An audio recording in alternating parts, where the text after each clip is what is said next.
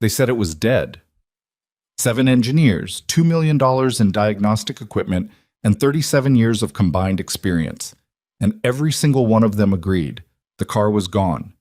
But one man, a shop mechanic with grease under his fingernails and a dead father's notebook in his back pocket, walked into that boardroom and said 3 words that made an entire room of professionals laugh out loud.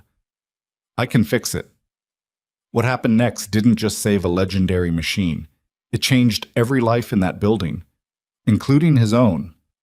If you've ever been the person nobody believed in, stay with me. Like this video, drop your city in the comments so I can see how far this story travels, and don't go anywhere. The fire started at 11:47 on a Tuesday night. Nobody saw it coming, which was the part that haunted Vanessa Mercer most afterward. Not the loss itself, but the fact that something so catastrophic had arrived without a single warning. One moment, the Sterling Performance Group warehouse on the eastern edge of Denton, Texas, was dark and locked and perfectly ordinary, and the next it was a column of orange light visible from the highway, drawing rubberneckers off the interstate before the first fire truck had even turned out of the station. By the time the crews got the blaze under control, 3 hours had passed and a significant portion of the east wing had collapsed. The damage to machinery and inventory was substantial enough that Sterling's insurance department would spend the better part of the following week compiling a loss assessment that ran 47 pages. But none of that, not the machinery, not the inventory, not the structural damage to the building itself, was what put the hollow expression on Calvin Rhodes's face when he arrived at 6 in the morning and stood at the edge of the cordoned-off area and stared at what remained. What remained was a car. Or rather, what had been a car. It sat in the center of the East Bay, partially visible through the tangle of collapsed shelving and fire suppression foam and the general wreckage of a space that had, until last night, housed some of the most sophisticated automotive restoration equipment in the southern United States. The car was a 1970 Dodge Challenger RT. Calvin's, personally, brought here 6 weeks ago to begin a meticulous frame-up restoration that he had been planning for the better part of a decade. It was painted in the original Hemi orange, or had been, once. Now the paint was scorched to something between rust and black across the passenger side and hood. The windshield had shattered from the heat. 2 tires had melted. One door was warped so badly it had separated from the body at the top hinge and hung at a strange angle like a broken wing. Calvin stood there for a long time without saying anything. He was 61 years old, built like a man who had done physical work somewhere in his past, and never quite lost the frame of it, even after 20 years of boardrooms and investment portfolios. He had the kind of face that had learned how to stay neutral in difficult situations, which had served him well through 3 decades of building and dismantling companies. But standing there at 6 in the morning with the smell of char still thick in the air and the sunrise turning the sky pink behind the wreckage, whatever that controlled expression usually contained was somewhere else. Vanessa gave him space. She was good at that, knowing when to let the air in a room breathe. She stood about 10 feet back, arms crossed against the morning chill, watching him process it without filling the silence with words. Eventually he said, "How bad is it? The actual assessment." "We don't have one yet," she said. "I've got Marcus and his team coming in at 8. "What's your gut telling you?" She looked at the car again, at the warped door, the melted rubber, the scorched hood. "I'll wait for Marcus," she said carefully. That was answer enough. Marcus Webb had been the chief engineer at Sterling Performance for 9 years, and he was the kind of man who treated uncertainty the way other people treated bad weather, as an inconvenience to be processed and dispatched as quickly as possible. He arrived at 7:45, walked the damage with his team for 2 hours, and by 10 o'clock had produced a preliminary assessment that ran 11 pages and contained exactly the kind of language insurance adjusters love. Extensive thermal damage to primary and secondary structural components, compromised frame integrity at multiple load-bearing junctions, irreparable damage to drivetrain components, total loss recommended pending final inspection. He presented this to Vanessa in the main conference room on the second floor at 11, with 3 of his engineers present and a set of photographs arranged on the table that documented the damage in the kind of detail that left nothing to imagination. "The frame is the issue," Marcus said. He was pointing to a photograph showing the undercarriage. "This section here, the torque boxes, front subframe mounting. The heat warped them. You can see the deformation. A frame like this, on a car this age, you can't just bend it back. The metal's compromised at the molecular level. The car might look restorable from the outside if you spend enough money on cosmetics, but structurally, it would never be right. You'd spend a fortune and end up with something that handles like a boat and has the structural integrity of a tin can. What about sourcing a replacement frame, Vanessa asked, for a numbers-matching 70 Challenger R/T with the 446 pack? He shook his head. You'd be building a tribute car, not a restoration. The documentation would be worthless. The provenance Calvin values would be gone. And the engine? The 440 is a question mark. The block may be salvageable in isolation, but the ancillaries, the carburetors, the intake, the valve train, most of it is compromised. The electrical harness is gone. The interior is a complete loss. He paused. Look, Vanessa, I've been doing this a long time. Sometimes cars come back from bad accidents. This isn't an accident situation. This is sustained high heat exposure across a 40-minute window. The car absorbed that heat. It changed things we can't see yet. Even if we spent the money and the time, we'd be chasing problems for years. Vanessa tapped her pen on the notepad in front of her twice. What's your recommendation? Write it off. Take the insurance money. If Calvin wants a 70 Challenger, there are clean examples available. It won't be this specific car, but this specific car is the only one that matters to him, Vanessa said. She said it quietly, without editorializing. Marcus nodded. He understood that. It didn't change his assessment, but Calvin had requested a meeting at 2 o'clock that afternoon. By the time people started filing into the main conference room, word had spread through the building the way word always spreads through workplaces when something significant happens, imperfectly and quickly, trailing anxiety and speculation in equal measure. Most of the engineering staff knew that the meeting was about the Challenger. Most of them had seen Marcus's preliminary report or heard it summarized by someone who had.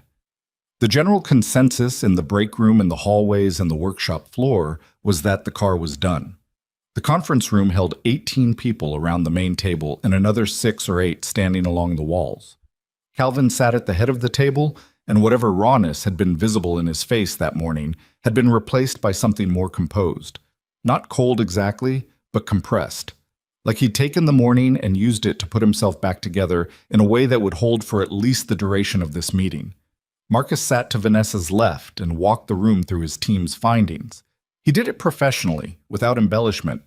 The photographs went around. The engineers at the table, 4 of them, all senior, asked questions and offered observations that were largely in agreement with the assessment. Nobody contradicted him. Nobody suggested a different conclusion. When Marcus finished, Vanessa looked to Calvin.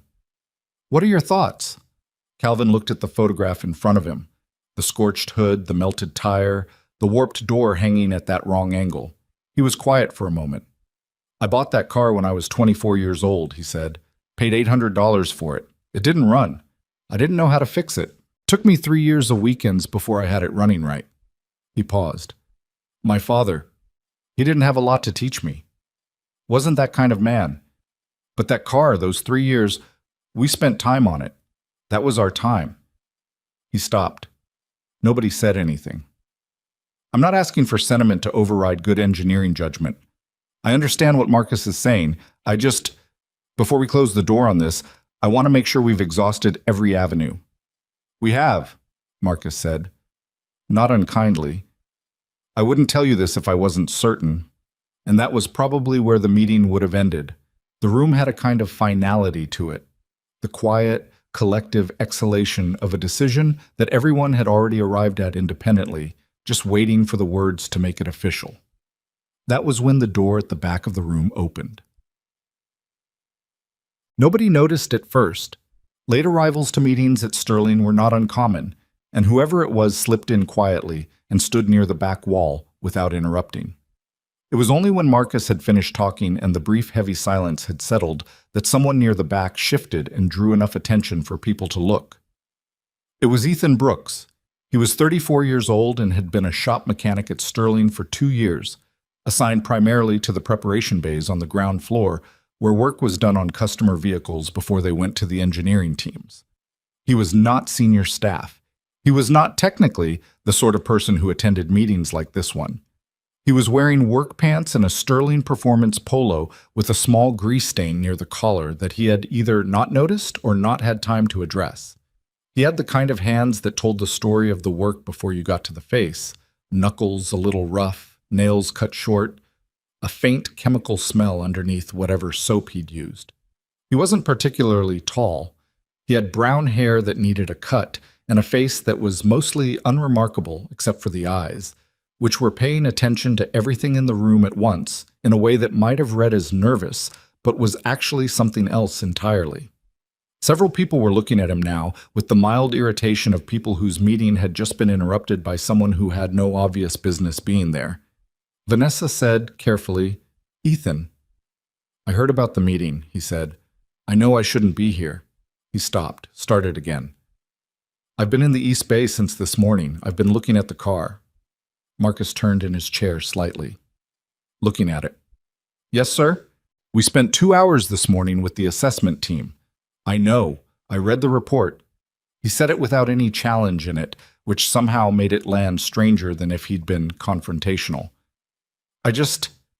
I think there are some things it missed." The silence in the room changed quality. Marcus said, "You read my report." "Mr. Webb, with respect, the frame assessment is based on the visual deformation at the torque box sections. That's sound as far as it goes. But the fire started in the northeast corner of the bay, and the car was nose in. The damage on the passenger side is worse because of that, but the driver's side forward frame rails. I was underneath this morning, and I think the heat damage there is not what it looks like. The metal's discolored, but the deformation is superficial. I think the core integrity is better than the report suggests." "You think," Marcus said. "I would need more time to be certain, but yes." "Based on visual inspection, with no instruments." Ethan paused. "Based on experience," he said. "Instruments would confirm it."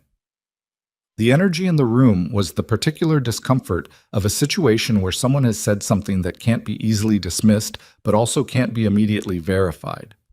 Marcus looked like a man containing several different responses and deciding which one to let out. Vanessa said evenly, "What are you proposing, Ethan?" He hesitated. She could see him working through something, the gap between what he knew and what he was about to commit to, which was not nothing. He was not, she noted, the kind of person who made statements like this carelessly. 30 days, he said. "Give me 30 days and access to the East Bay. I'll restore the car." There was a beat of absolute silence. And then, not cruelly but unavoidably, someone laughed. It wasn't one person, it was the particular spontaneous laughter of a room where something absurd has been said with a straight face, and it spread quickly through the table before several people caught themselves. Marcus didn't laugh, but his expression was a controlled version of the same response. Vanessa kept her face neutral with some effort. Even Calvin, at the head of the table, had something shifting in his expression that might, under different circumstances, have become a smile. "Son," Marcus said in the tone of a man who is trying to be patient, "we just walked you through an 11-page assessment conducted by 4 senior engineers with combined experience of—" "I've read it," Ethan said. "I understand why you arrived at your conclusions. I think some of them are wrong." "And what makes you qualified?" "I've been restoring cars since I was 17, Ethan said. "Mostly muscle cars, mostly this era. I worked at a specialty restoration shop in Lubbock for 6 years before I came here. I've rebuilt engines in worse condition than this one appears to be." He stopped. "I know what I look like in this room. I know what position I'm in. But I've been looking at that car all morning, and I believe it can come back. I'm asking for the chance to try." The room looked at Calvin. That was where this was going to land, and everyone knew it. Calvin was looking at Ethan, not with the polite tolerance of a man waiting for this to be over, actually looking at him. There was a quality of assessment in it that Ethan held steady under without flinching, which Calvin registered. 30 days, Calvin said. 30 days, Ethan confirmed. Calvin looked at Vanessa. Vanessa looked at Marcus. Marcus's jaw did a subtle thing. "With what resources?" Vanessa asked. "The East Bay, basic tooling. I'll work with what's there. If I need specific parts, I'll put in requests through the normal process. Working alone? If that's what I can have? Another silence, the kind that makes decisions without anyone declaring them. Calvin said, "Let him try." The first thing Ethan did after the meeting was go back to the East Bay and stand in the middle of it for a while. Not doing anything, just standing there with the car in front of him and the smell of char still faintly in the air and the afternoon light coming through the high windows in long yellow columns. He'd said what he'd said in that meeting because he believed it. He needed to keep saying it to himself now in the quiet of the empty bay, because there was a part of his brain, the part that had heard the laughter, had seen Marcus Webb's expression, had cataloged exactly how many people in that room considered him a presumptuous nobody, that was already performing detailed mathematics on everything that could go wrong. He reached into his back pocket and pulled out a notebook. It was the kind of battered composition notebook that you could find at any drugstore for $2, except that this one was at least 15 years old and had been repaired with electrical tape at the spine and had water damage at the bottom corner that had rippled the pages so they didn't sit flat anymore. He'd had it so long that he didn't really think about it much anymore. It was just part of what he carried, the way some people carry a wallet or a phone. His father's handwriting was on most of the early pages. Small, cramped lettering that listed carburetor settings and torque specifications and clearance measurements for engines that his father had worked on or rebuilt. Going back to when Ethan was maybe 9 or 10 years old and first started following the man into the garage on Saturday mornings. Later pages were in Ethan's own hand, same cramped style. A thing you pick up without noticing when you've spent years reading someone's writing. Notes from restoration jobs, measurements, things that worked, things that didn't, the sort of accumulation of practical knowledge that doesn't live in manuals because it comes from handling the actual physical objects. He walked to the car and crouched beside the driver's side front wheel well and ran his hand along the forward frame rail. The metal was discolored. Heat does that. Drives the color out of steel and replaces it with a gradient running from gray to a kind of mottled brown. Most people see that discoloration and assume the worst because it reads as damage, and the assumption is that visible damage equals structural failure. It's not a wrong assumption, necessarily. It's just not always right. What you have to feel for, and this is the part you cannot explain to a room full of people using a PowerPoint presentation, which is why Ethan had not attempted to explain it, is whether the metal has lost its memory. Steel, when it's healthy, has a particular quality of resistance under your hand. When heat has genuinely compromised it, that quality changes. The metal feels different. Ethan could not have written down in precise scientific terms exactly what the difference was. He had just handled enough metal in enough conditions to know it when he felt it. He moved his hand along the rail slowly.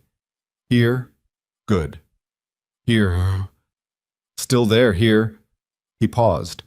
This was the section that had made him walk into that meeting and say the thing that made people laugh. The discoloration was bad here. Under a photographic assessment, it would read as serious thermal damage, but the resistance under his hand was still present. The metal hadn't gone soft in the way truly compromised steel goes soft. It was possible, not certain, possible, that this frame had more structural integrity remaining than Marcus Webb's report credited it with. He sat back on his heels and looked at the car as a whole. The condition was bad. He wasn't pretending otherwise. The passenger side damage was severe and would require serious work. The windshield was gone. The interior was ash and melted plastic. The tires were gone. The electrical system was a complete loss. The engine, the 440 cubic inch six-pack that was the heart of this particular car, was going to be the real question, and he couldn't answer that question until he had it on a stand and a part. He had 30 days. He opened the notebook to a fresh page and started writing. He called home at 6:30 to let his mother-in-law know he'd be late. Sandra answered on the second ring, which meant she'd been expecting the call, which meant Lily had already mentioned that Daddy hadn't come home at the normal time. "How late?" Sandra asked. "I don't know. A while." He was already pulling things together in his head. The initial teardown sequence, what he needed to pull first, what equipment was available versus what he'd need to request. "Is she still up?" "Barely. She wants to talk to you." A rustling, and then a small voice. "Daddy? Hey, Bug, you doing okay?" Grandma made mac and cheese, but she made the wrong kind. Which kind did she make? The orange powder kind. I like the other kind. Kind with the shells? Yeah. That's the right kind, he agreed. That's what I said. He smiled without meaning to. Lily was 7 and had opinions about things the way certain people carry opinions about things. Not loudly, but with a kind of absolute and unshakable certainty that you couldn't really argue with. I'm going to be home late tonight, Bug. I've got a big project starting. How big? He looked at the Challenger in front of him. Very big, he said. Bigger than when you fixed Mr. Patton's truck? Yeah, a lot bigger than that. A pause. Then, can you fix it, though? The question landed with more weight than Lily intended. Or maybe exactly the right amount of weight, because Lily had a habit of asking the exact right question without knowing she was doing it. I think so, Ethan said. I think you can fix anything, she said, with the easy certainty of a 7-year-old who has not yet learned to be strategic about confidence. Get some sleep, okay? I'll see you in the morning. Okay. And then, as an afterthought, Daddy, what's the car's name? It doesn't have one. You should give it one, she said. It might help. He stood there holding his phone for a moment after she'd handed it back to Sandra. He worked until 2 in the morning that first night. The initial phase of any serious restoration is disassembly, which sounds straightforward, but isn't. You have to take things apart in the right sequence, which means you have to understand the sequence first, which means you have to spend time looking before you start removing. Ethan was methodical about it in a way that would have looked to a casual observer like he was going slowly. He wasn't. He was building a map. He pulled the interior first, what was left of it, which was not much. The bucket seats had been burned badly enough that the foam had gone and the springs were exposed. The headliner was ash. The carpet had melted into the floor pan in some places and could be separated in others. He cataloged everything, not just what was lost, but what condition the underlying metal was in, which was the relevant question. The floor pans were concerning. There was fire damage in the passenger footwell that had transferred heat to the pan itself, and he spent 40 minutes with a light and a mirror checking the underside before he arrived at an assessment. Bad, but not catastrophic. Repairable. It would require fabricated sections, which would require sourcing the right gauge steel, which was a problem for tomorrow. He pulled the door panels. The driver's door was fine except for cosmetic heat damage at the top edge. The passenger door, the warped one, the one hanging wrong, was going to be the subject of extended consideration. The warp itself wasn't necessarily fatal. Doors can be worked. What mattered was whether the damage had extended into the door skin in a way that compromised the structural cavity. He removed the door from its hinges carefully, laid it on a pair of sawhorses, and spent time with it. He did not arrive at a final conclusion that night. He pulled the glass. The side windows had survived better than the windshield, which was a small mercy. He pulled the trim. He began on the engine bay. The 440 sat in there like something that had been through a war, which it had. The surface of the intake manifold and the valve covers was coated with a residue from the fire suppressant foam, and under that a layer of heat discoloration, and under that, this was the question, the engine itself. He didn't pull it that night. You don't yank an engine out of a car like that without a proper setup. He spent an hour instead removing the air cleaners from the 3 two-barrel carburetors that made this a 6-pack car, the intake configuration that defined what this engine was, mechanically and historically, and examining them in the light. The carburetors were bad, all 3. The accelerator pumps were compromised by the heat, the float bowls had warped on 2 of them, and the throttle shafts on the center carb showed damage that would probably mean replacement rather than rebuild. That was expensive. Correct 6-pack carburetors for a car like this were not easy to find and not cheap when you found them. He wrote it down in the notebook. He also wrote this: carbs worse than expected. Center carb probably NOS or quality rebuild. Check Strickland. Check Manny's inventory. Below that he wrote block, unknown, needed on the stand. Prioritize engine pull day 2.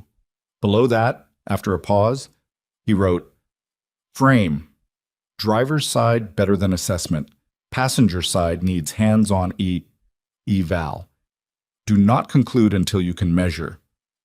He put the notebook back in his pocket. He looked at the car for a moment in the quiet of the empty bay, in the bad fluorescent light. I don't have a name for you yet, he said. The car did not respond, obviously, because it was a car. He turned off the lights and went home. The second and third days were engine extraction. He had a forklift at his disposal and a basic engine hoist, and he used both, carefully. The 440 came out on the afternoon of the second day and went onto an engine stand in the far corner of the bay where the light was best. Once it was up on the stand and Ethan could walk around it and get into it properly, the assessment began in earnest. What he found was complicated. The block itself, the main casting, the fundamental structure of the engine, was in better condition than he'd dared hope. Cast iron doesn't fail the way softer metals do under heat exposure, and the block had survived the fire without the kind of cracking or warping that would have made it scrap. He found one small crack in the water jacket on the passenger side that was going to need to be addressed. It could be repaired with the right process, which was not simple, but it could be done. The main bearing caps were straight. The journals, when he measured them, were within tolerances he could work with. The heads were a different problem. The aluminum intake manifold had taken serious heat and was almost certainly warped. The exhaust manifolds, cast iron, like the block, showed the same pattern as the block. Discoloration, some superficial damage, but potentially salvageable. The heads themselves he pulled on the third day, and that was where he found what he would later describe to no one in particular as the thing that would either save the project or kill it. The cylinder head on the number 4 and number 5 cylinders on the driver's side showed evidence of heat-induced distortion. The head surface, the part that mates with the block to seal the combustion chamber, was not flat. He measured it. 11 thousandths of an inch of warp. On a stock street rebuild, you might live with that. On a correct numbers-matching restoration of a car whose owner valued its authenticity above almost anything else, the answer was, the heads needed to be resurfaced or replaced. Resurfacing was possible. He knew a machine shop in Fort Worth, a man named Gerald Pruitt, who was 70 years old and had been doing precision machine work since before Ethan was born. Gerald could take those heads and resurface them back to flat within a half-thousandth. The issue was that resurfacing changed the compression ratio slightly, which meant the head gaskets would need to be selected accordingly, which was a chain of decisions that all needed to be made correctly. He called Gerald that night. "How bad's the warp?" Gerald asked. 11 on 4 and 5. Others look straight. Gerald made a sound, not alarm exactly, more the sound of a craftsman computing variables. Resurfaceable. You lose a few thousandths of compression, but nothing you can't tune around. That's what I figured. What are you doing, Ethan? Restoration or driver? Restoration. Numbers matching. It needs to be correct. Then I'll be conservative. A pause. You know head gaskets for these things aren't off the shelf anymore. I know. I've got a call in to a supplier in Tennessee. Good. Send me the heads when you're ready. Go on. Marcus Webb came down to the East Bay on the fourth morning. Ethan heard him before he saw him, the sound of dress shoes on the concrete floor, which stood out against the backdrop of shop sounds.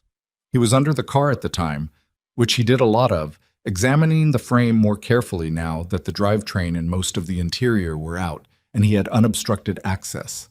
He slid out from under the car and sat up on the creeper.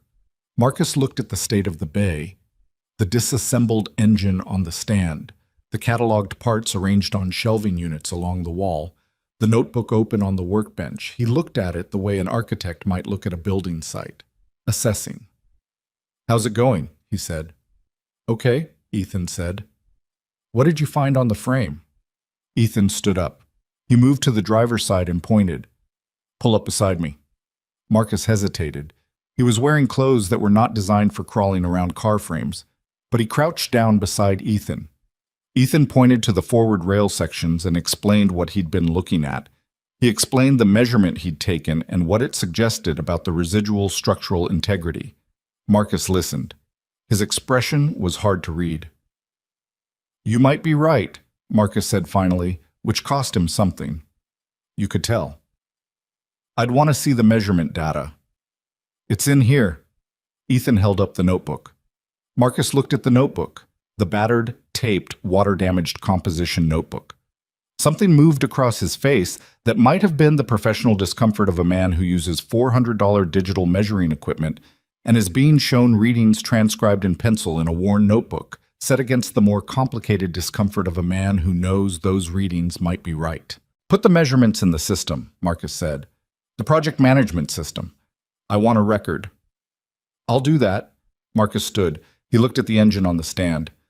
"What about the 440? Block salvageable. Heads are at the machine shop. I've got carburetors sourced, waiting on confirmation. The intake manifold. Getting a correct original piece. It'll take time." Marcus nodded slowly. He was doing something with his face that wasn't quite admiration and wasn't quite its opposite. "You know the department is watching this," he said. "I know." "Not rooting for you to fail," Marcus said. "Just watching." "I understand," Ethan said. Marcus looked at the car again. At the state of it. Partly dismantled, engine gone, interior stripped, looking less like a car now than like the skeleton of one. Then he looked at Ethan. "You find anything that changes your assessment?" Marcus said. "You tell me." "Yes, sir." Marcus left. Ethan watched him go, then turned back to the car. Vanessa came on day 6, in the evening, after most of the building had cleared out. She didn't announce herself. She came in through the side door and stood near the entrance, watching Ethan work for several minutes before he was aware she was there.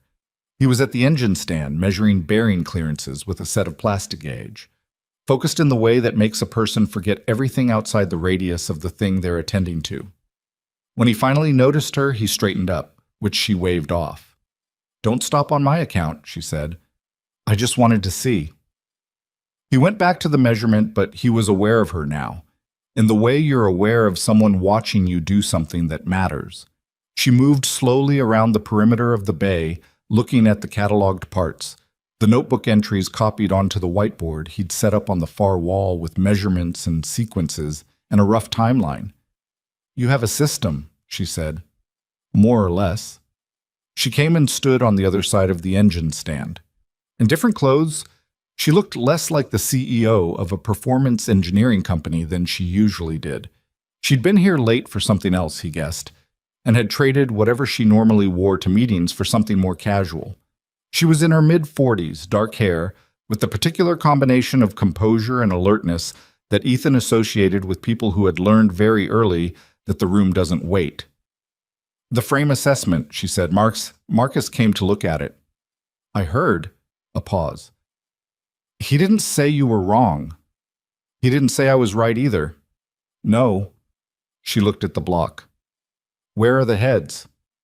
"Machine shop in Fort Worth. Gerald Pruitt. He does the best surface work in the state for this era of engine." "How'd you find him?" "My father used him." He said it the way you say things that are true and significant without wanting to make them into a moment. "He's 70 now. Doesn't advertise." She nodded. She picked up a valve lifter from the parts shelf, gently, understanding instinctively that you don't pick up machined engine components and manhandle them, and turned it over in her fingers, looking at the surface. "These are the original lifters?" "They are. Heat damage is cosmetic. The geometry is good." She put it back carefully. "What's the hardest part?" she asked. "The thing you're most worried about." He thought about it for a moment. He could have given her an easy answer. The carburetors, the intake sourcing, the head gasket selection. Those were all true worries, but she was asking something more direct than that. "The engine has to start," he said. "Has to start and run correctly. Not just run, correctly, the way it's supposed to. This car, the six-pack set up on the 4.4. Oh, that's a specific calibration. 3 carburetors working together in sequence. The center carb at idle, the outer 2 coming in under load. You get that calibration wrong and the engine runs, but it doesn't run right. And you can have all the correct parts in the world and still get the calibration wrong if you don't know what you're listening for." "Listening for," she said. "There's a sound a correctly tuned six-pack makes under acceleration. Not loud, not dramatic. But if you know it, you know it. If it's not right, it's not right, and no amount of numbers will hide that." She was quiet for a moment. "And you know that sound?" "I've heard it," he said. "A long time ago. My father had one. Not as nice as this one, but same engine family. I was maybe 12. He let me sit in it while he tuned it." He looked at the engine stand. "I remember what it sounded like when it was right." She looked at him for a long moment. Then she looked at the car, stripped down and in pieces, the shell of it sitting in the middle of the bay with the half-reassembled sense of something in the process of becoming. "Okay," she said. Then she said it again, softer. "Okay." She left without saying goodnight, which wasn't rudeness. It was a quality she had of not performing things she didn't feel. He'd noticed it in the meeting, that same quality. She could have said something warmly conclusive before she went. She chose not to. He went back to the bearing clearances. The parts were the problem, and they always were. This was the part of restoration that movies and television skip over because it is almost entirely unglamorous and involves a great deal of time on the phone and a great deal of waiting and a not insignificant amount of frustration. The correct original air cleaner assembly for a 70 RT with the six-pack, a specific cast iron oval with the correct snorkel orientation, didn't exist in any supply house in Texas. He found one at an estate sale in Indiana through an online listing that could have been genuine or could have been someone selling him a piece off a different year car with different dimensions, and the only way to know was to buy it and find out. He bought it. 3 days later it arrived and was correct. Small victory. The intake manifold was harder. An original Edelbrock unit for the six-pack application, and a condition that would pass scrutiny from someone who knew what they were looking at, was not abundant. He called 6 suppliers and 3 private collectors. One of them, a man in Albuquerque who had been sitting on a substantial collection of Mopar parts for 20 years, had one. It was in good shape cosmetically and dimensionally sound, but there was a hairline crack in one of the runner passages that required repair before it could go on the engine. Ethan talked the man down on price by $300 on that basis and had it shipped. He repaired the crack himself over 2 evenings, using a technique he'd learned for cast aluminum repair that most shops wouldn't bother with because it was fiddly and time-consuming, but that, done correctly, produced a repair that was essentially invisible and fully structural. The carburetors were sourced through a man named Manny Delgado in Tucson, who had been building and rebuilding vintage Holleys and Carters for 35 years and who operated out of a shop that was, by all descriptions, an organized chaos of carburetor parts that only Manny could navigate. Ethan sent him the original carbs with a detailed description of what was needed. Manny called back 2 days later. "The center carb's rebuildable," Manny said. "The outers, the throttle shafts are worn out where the heat got them, and I can't find new shafts for these specific units, so you've got a decision. I can make shafts. It'll take me 2-3 days. Or I can source complete replacement units, but getting units that match the date codes on your center carb is going to take time." "How much time?" "To find exact date code matches? Could be weeks, maybe more." Ethan looked at his timeline. "Make the shafts," he said. "Thought you'd say that." Manny didn't seem bothered by it. "I'll need the center carb dimensions to match the shaft diameter on the outers. Send me the measurements." The heads came back from Gerald on day 14. Ethan drove to Fort Worth to pick them up personally rather than having them shipped, which was a decision that raised an eyebrow from Sandra when he mentioned he'd be driving 4 hours round trip for a car part. But Ethan trusted machine work to shipping boxes about as much as he trusted strangers with his daughter. You didn't let someone else carry the things that mattered. Gerald's shop was in an industrial area off the highway, tucked between a welding supply house and a tire distributor, with a handwritten sign in the window that had been there since at least 1994 and might have been older. Gerald himself was a small man with very white hair and hands that were still steady in the way that said his hands were going to be steady until they weren't, and that day hadn't come yet. He had the heads on the bench when Ethan arrived and walked him through the work without Ethan having to ask. Surface ground back to within 0.005. Valve seats examined, 2 replaced on the driver's side head where the heat had affected the seat hardness. Valve guides checked and measured, 2 oversized on the passenger side head where wear had taken them out of tolerance. "These were good heads before," Gerald said. "Well cared for." The original owner knew what he was doing. He paused. Or paid someone who did. The original restoration was done in the 70s, Ethan said. Calvin, the owner, said his father helped him with some of it. Gerald looked at the heads. That explains the guides. Hand-lapped valves. You don't see that anymore. No. Shame. He packaged the heads in foam and a wooden crate that he built himself, which Ethan loaded into the back of his truck. On the drive back, he stopped for coffee and called home to check on Lily, who had a book report due and wanted Ethan to confirm that a raccoon counted as a wild animal for the purposes of the report's definition. Absolutely a wild animal, he said. Okay, even if it was eating Grandma's birdseed? Definitely. Is the car getting better? Getting there, he said. Good, Lily said. Keep going. He drove the rest of the way back with the heater on and the radio off, running engine assembly sequences in his head. Day 17. The engine went back together over the course of 4 days. This is the part where Ethan's process diverged most visibly from what the engineering team would have done, which was not that their process would have been wrong. It would have been thorough and instrumented and methodical. It's that Ethan's process layered the instrumentation with something else. He assembled with correct torque sequences, obviously. The notebook had torque specifications for every major fastener, some from the factory service manual, some from his father's notes where they diverged in ways that experience had proven correct. He measured clearances. He verified his measurements. He did all of that. But he also assembled slowly.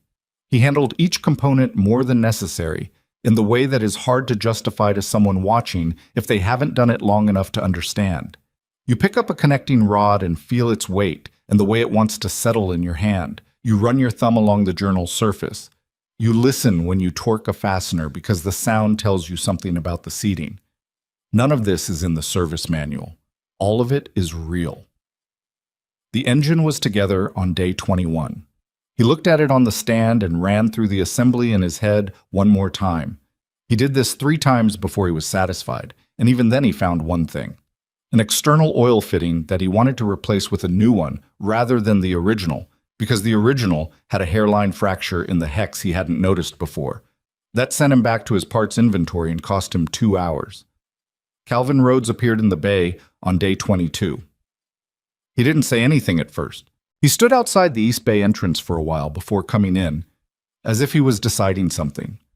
Then he walked in and stood in the middle of the space and looked at the car. Frame repaired, body back together, fresh paint on the replaced floor pan sections, exterior stripped and prepped, but not yet repainted. And the engine on the stand, assembled, and waiting. "Can I look at it?" Calvin said. "Sure," Ethan said. Calvin walked to the engine stand. He stood in front of the 440 for a moment, and then he did something Ethan had not expected. He put his hand on the block, just rested his palm against the cast iron surface. He stood there for a long moment with his hand on the engine. "My father and I rebuilt this engine in 1984, Calvin said. He wasn't talking to Ethan exactly, more to the room. We didn't know what we were doing, really. We had a book, made mistakes, had to do parts of it twice, took us almost a year." He was quiet. "He died in 1991, and this car, I've driven it maybe 8 times since then. Couldn't stand to sell it, couldn't stand to drive it, put it in storage and paid the insurance, and that was about all I could do with it." He took his hand off the block. He looked at Ethan. "How is it?" Calvin said. "Honest answer? Please." "The engine's right. The bodywork's right. The frame is better than anyone expected. Marcus will tell you himself when he looks at the current measurements." Ethan paused. "I've got 8 days. I'm going to make it." Calvin looked at him for a moment. "I hope so," he said. And then, "Not for the money, not for the company. I want you to understand that." "I do understand that," Ethan said. Calvin nodded once. He looked at the car one more time, at the shell of it waiting, at the engine waiting, at the whole unfinished state of it. Then he walked out. Well, the body came back from the paint shop on day 25. Sterling's body shop was in the adjacent building, and the painter, a woman named Rita Chavez, who had been doing automotive paint since before Ethan started walking, had taken the car's condition personally. She'd been given a color code and a requirement for correct period formula paint. And what came back was not just correct, it was extraordinary. The Hemi Orange sat on the car the way it had in 1970, before age and sunlight and time did what they do to everything. It was the particular orange that Dodge had used for exactly 3 years and then moved on from, and in the afternoon light coming through the bay windows, it looked almost alive. Ethan stood looking at it for a moment before he let himself get back to work. He had 5 days. He did not have 5 days, which was a different thing than the calendar said. He had 5 days by the numbers and by the actual work still remaining: engine in, transmission in, fuel system, electrical, final assembly, tuning. He had approximately 5 days if nothing went wrong. He knew better than to assume nothing would go wrong. The engine went into the car on day 26, and that was the last thing that went smoothly. The transmission, a correct 4-speed manual, sourced with significant difficulty from a private collector in Mississippi, went in on day 27, and when it did, the shifter linkage was wrong. Not wrong in the way that meant it wouldn't work, wrong in the way that meant it wasn't correct, which for this car and this restoration were the same problem. The shifter throw was too long. The feel was off. He pulled the linkage, measured, compared to his notes. The issue was in the rod that connected the transmission to the floor shifter.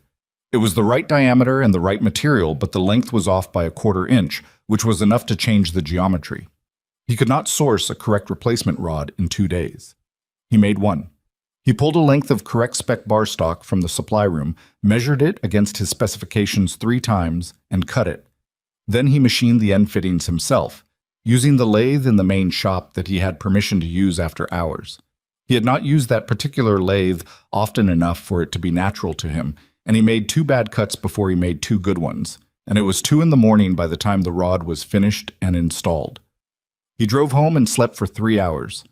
He was back by 6. The fuel system went in on day 28. Tank, lines, filter, mechanical pump. The cooling system. The belts. He installed the exhaust manifolds and the exhaust system in stages, checking clearances at each stage. He installed the fresh wiring harness, a correct reproduction piece that had taken 11 days to arrive and had been worth the wait because reproductions for this application ranged from adequate to genuinely terrible, and this one was as close to the original as he had found. Day 29.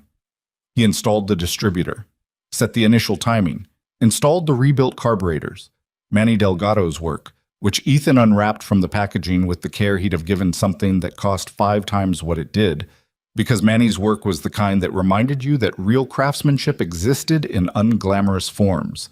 He hung the battery, connected it, added fluids. He stood back and looked at the assembled engine in the car. The 3 air cleaners sat on the carburetors, and the engine bay looked, for the first time in 30 days, like something that might run. There was a part of his brain that wanted to try it right then.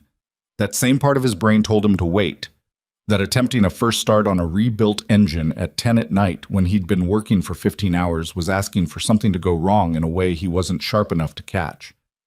He went home. He slept for 5 hours. He came back in the early morning, before anyone else was there, when the building was quiet and the bay was his. He had 1 day left. The engine did not start. He cranked it. Nothing. He checked his fuel delivery. Pump pressure was good. He could smell fuel at the carbs. He checked his electrical connections. He checked his timing. He cranked it again. Nothing. He stood there in the quiet of the empty bay with the starter motor's sound fading out and the silence rushing back in, and he did not allow himself to feel what was trying to happen in his chest, which was the very specific and very bad feeling of having been wrong. He pulled the notebook from his back pocket. He opened it to the pages where his father had written about a similar engine. Not identical, not the same car, but the same family. The 440 big block in a similar application. His father's cramped handwriting in pencil that had faded in places and been traced over in others to keep it legible. He read it slowly. Then he closed the notebook and put it in his pocket and stood with his hands in his pockets looking at the engine for a long time. He thought about what Calvin had said. My father and I rebuilt this engine in 1984, made mistakes, did parts of it twice. He thought about his daughter's voice. I think you can fix anything. He thought about the sound his father's car had made when it was right. Not a sound that had ever been written down anywhere. A sound that lived only in his memory, in the part of memory where things from childhood are stored in the body rather than the brain. He picked up his timing light. He was going to have to do this the old way. Twas. He worked through the night. Small adjustments. Minute corrections to the ignition timing, to the carburetor calibration, to the idle mixture screws on each of the 3 carbs in sequence. He cranked the engine repeatedly and each time listened to the quality of the sound. Not just whether it started or didn't start, but the quality of the cranking, the way the engine responded to each successive attempt, what it was telling him about what it still needed. There is a philosophy embedded in this kind of work that has no official name and has never been written down systematically. It is roughly as follows. Every mechanical system has a state of correctness that it is trying to reach, and your job as the mechanic is not to force it there, but to remove the obstacles. The engine does not need you to make it run, it needs you to stop preventing it from running. Around 2 in the morning, he made an adjustment to the accelerator pump timing on the center carburetor that was so small, a quarter turn of the adjustment screw, that he almost dismissed it as negligible. But something in the pattern of his observations over the preceding 4 hours had led him to it the way a river leads to a particular bend in its channel, and he made the adjustment and stepped back. He cranked the engine. The 440 fired. It stumbled for a moment, caught, stumbled, caught again, and then settled into an idle that was rough and uncertain, the way an engine is when it's not yet warm and hasn't yet found itself. Ethan did not touch anything. He stood with his hands at his sides and let it run and listened. The idle roughened. He made a small adjustment to the idle mixture on the driver's side carb. The idle smoothed fractionally. He moved to the passenger side carb and made a corresponding adjustment. He waited. The idle settled. It was not perfect. It was far from the sound in his memory, the sound of his father's car when it was right. But the engine was running, and running in the way that said it was capable of becoming right. There was a note at the bottom of the idle, a particular quality of sound that only a large displacement V8 with the right internal geometry and the right state of tune makes, that told him what he needed to know. He did not call anyone. He did not celebrate in any particular way. He sat down on a step stool in the corner of the bay and looked at the car running and thought, okay, now finish it. He spent the rest of the night making adjustments. By the time the first light was showing through the bay windows, the engine was running with the particular relaxed authority of a healthy big block at idle. A sound that is entirely unlike any other sound a mechanical object makes. A sound that carries weight and age and the suggestion of enormous reserved capability. Ethan shut it down. Let it cool. Checked his fluid levels, checked for leaks, walked the engine bay one more time. Then he started it again and let it warm up properly and moved through the full tuning sequence with the engine at temperature. He was still there when Marcus Webb arrived in the morning, which was how Marcus found him, sitting on the step stool in the corner, notebook in his lap, with the hemi-orange Challenger running in the bay. Marcus stood at the entrance and listened to the engine for a long moment. "How long's it been running?" Marcus asked. "About 6 hours," Ethan said. "On and off." Marcus walked in. He stood in front of the car and listened. He was not a man who was easily impressed, and he was not allowing himself to be effusive about this, but something in his posture changed very slightly in the way that happens when a professional hears something done correctly. "The six-pack," Marcus said. "Yes, sir." Marcus was quiet for a moment. "You get that timing right by ear." "By ear and by feel," Ethan said, "and by my father's notes." Marcus looked at the notebook in Ethan's lap. Then he looked at the engine. Then he looked at Ethan. "Tomorrow morning," Marcus said. 8 o'clock. Everybody's going to be out front." "I know," Ethan said. Marcus left. Ethan sat on the step stool a while longer, listening to the engine run in the empty bay, in the morning light coming through the high windows. He had a lot of things to feel, and most of them would have to wait.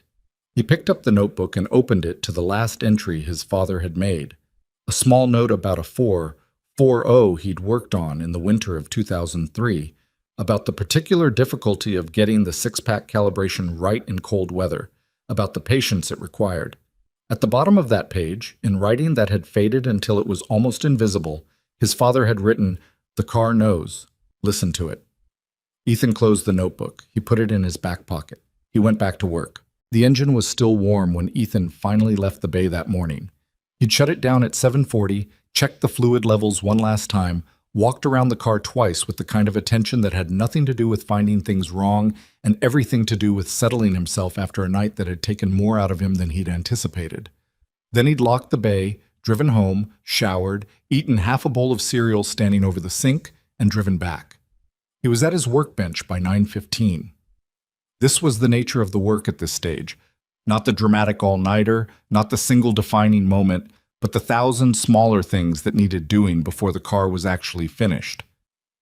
The engine running was not the same as the car being ready.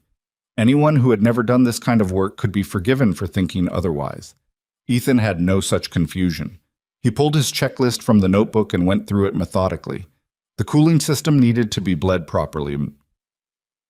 Air pockets in the cooling passages of a big block engine were not something you left to chance, because an air pocket that migrated to the wrong place at the wrong time would cause localized overheating that could undo weeks of machine work in a matter of minutes. He'd done an initial fill and bleed the previous evening, but he wanted to run the engine through a full heat cycle with the heater on and the thermostat open and watch what the temperature gauge did. He started the car, let it idle. The temperature climbed normally through the first few minutes, cold coolant warming up, thermostat still closed. And then at around 160, the thermostat opened, and he watched the gauge carefully. It stabilized at 190, which was correct for this application. He watched it hold there for 20 minutes, making small adjustments to the idle as the engine reached full operating temperature and the calibration he'd set overnight shifted fractionally with the heat. He noted the idle speed a little high. He adjusted the idle stop screw on the center carburetor. Better, he was doing this. Was literally crouched in front of the carburetor with a small screwdriver making the adjustment when he heard footsteps. Not dress shoes this time. Work boots. He turned around. It was Derek Holt, one of the junior engineers from Marcus's department. 26 years old, Stanford degree in mechanical engineering, had been at Sterling for about 18 months. Ethan knew him well enough to nod at in the hallway and not much else. Derek had the particular confidence of someone who was genuinely talented and had not yet had enough experience to understand what talent alone couldn't do.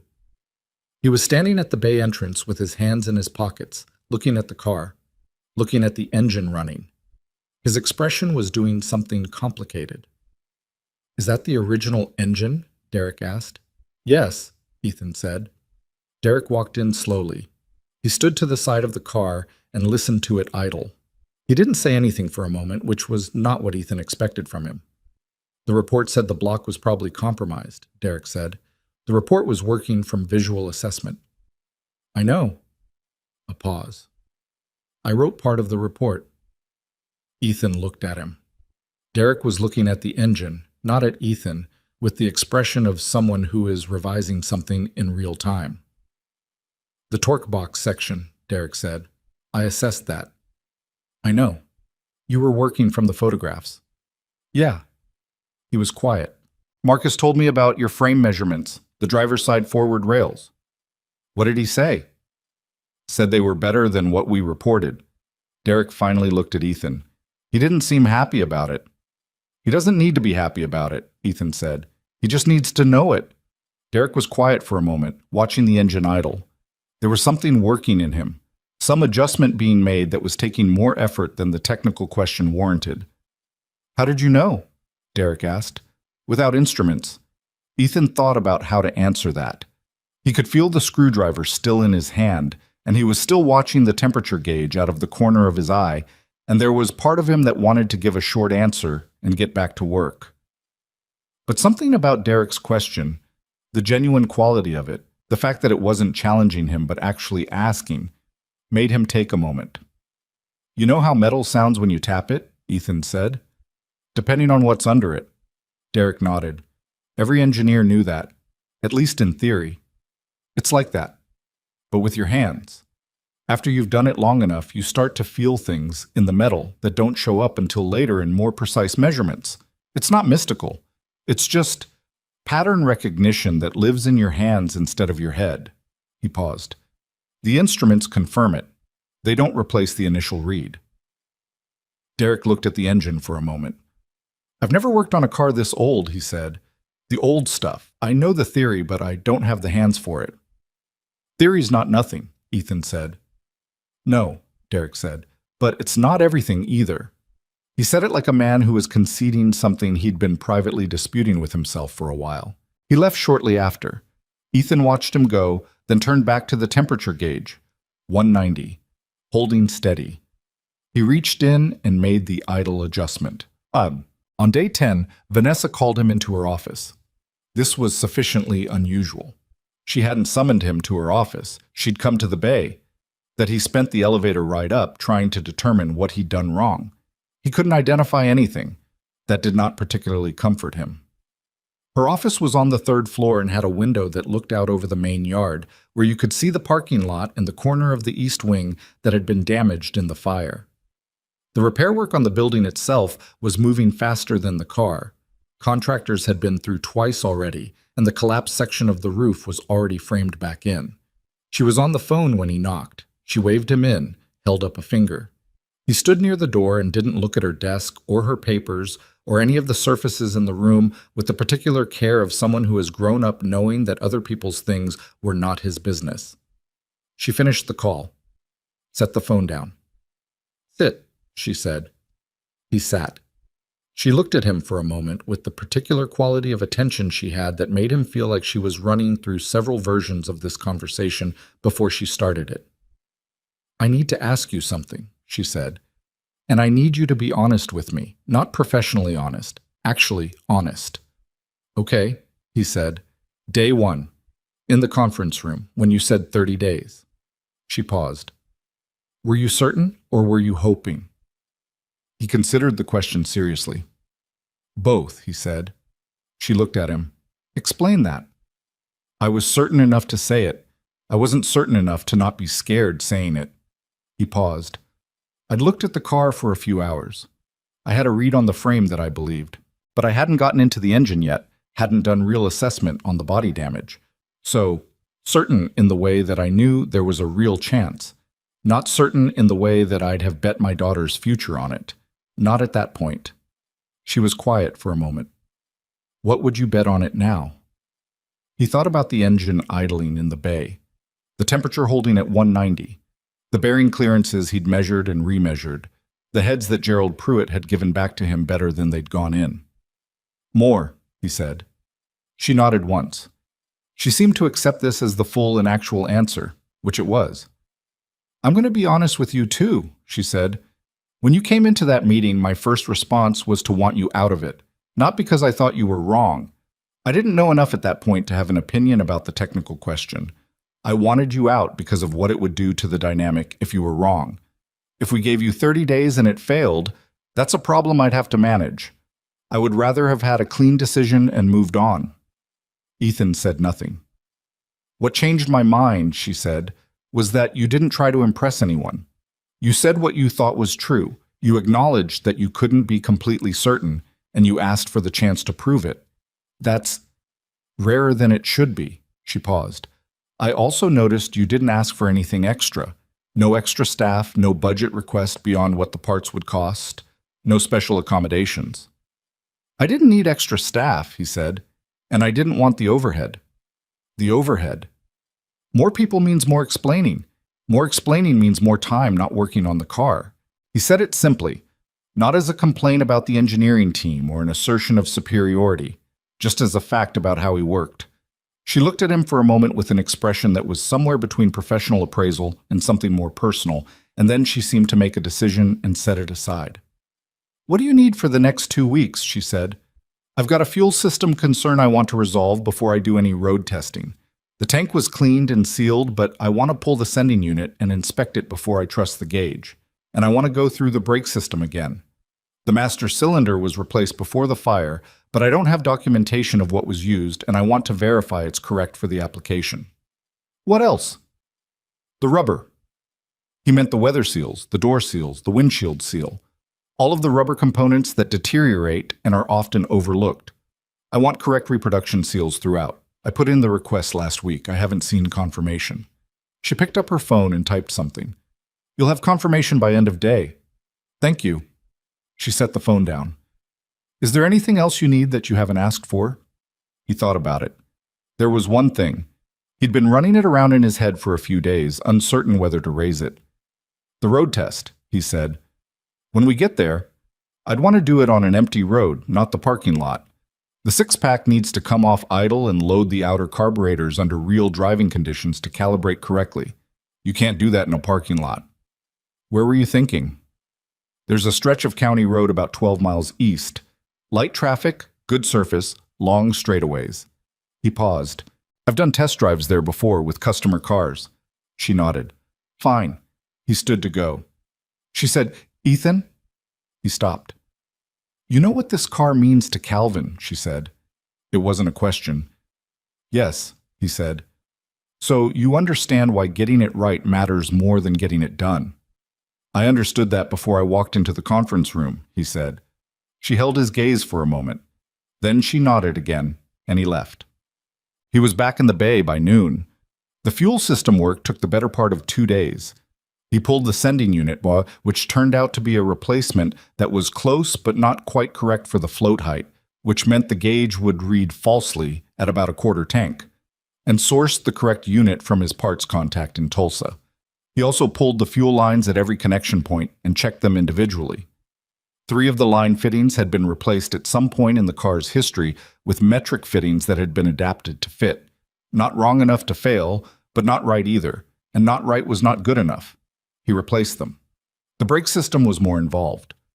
The front disc brakes, a factory option on this car, which he was grateful for because drum-only Challengers from this era required significantly more judgment calls and restoration, were in reasonable shape. The calipers had been rebuilt within the last few years based on the appearance of the boot material, and whoever had done it had used correct components. The rear drums were the question. He pulled them and found that the rear wheel cylinders had been replaced with incorrect units.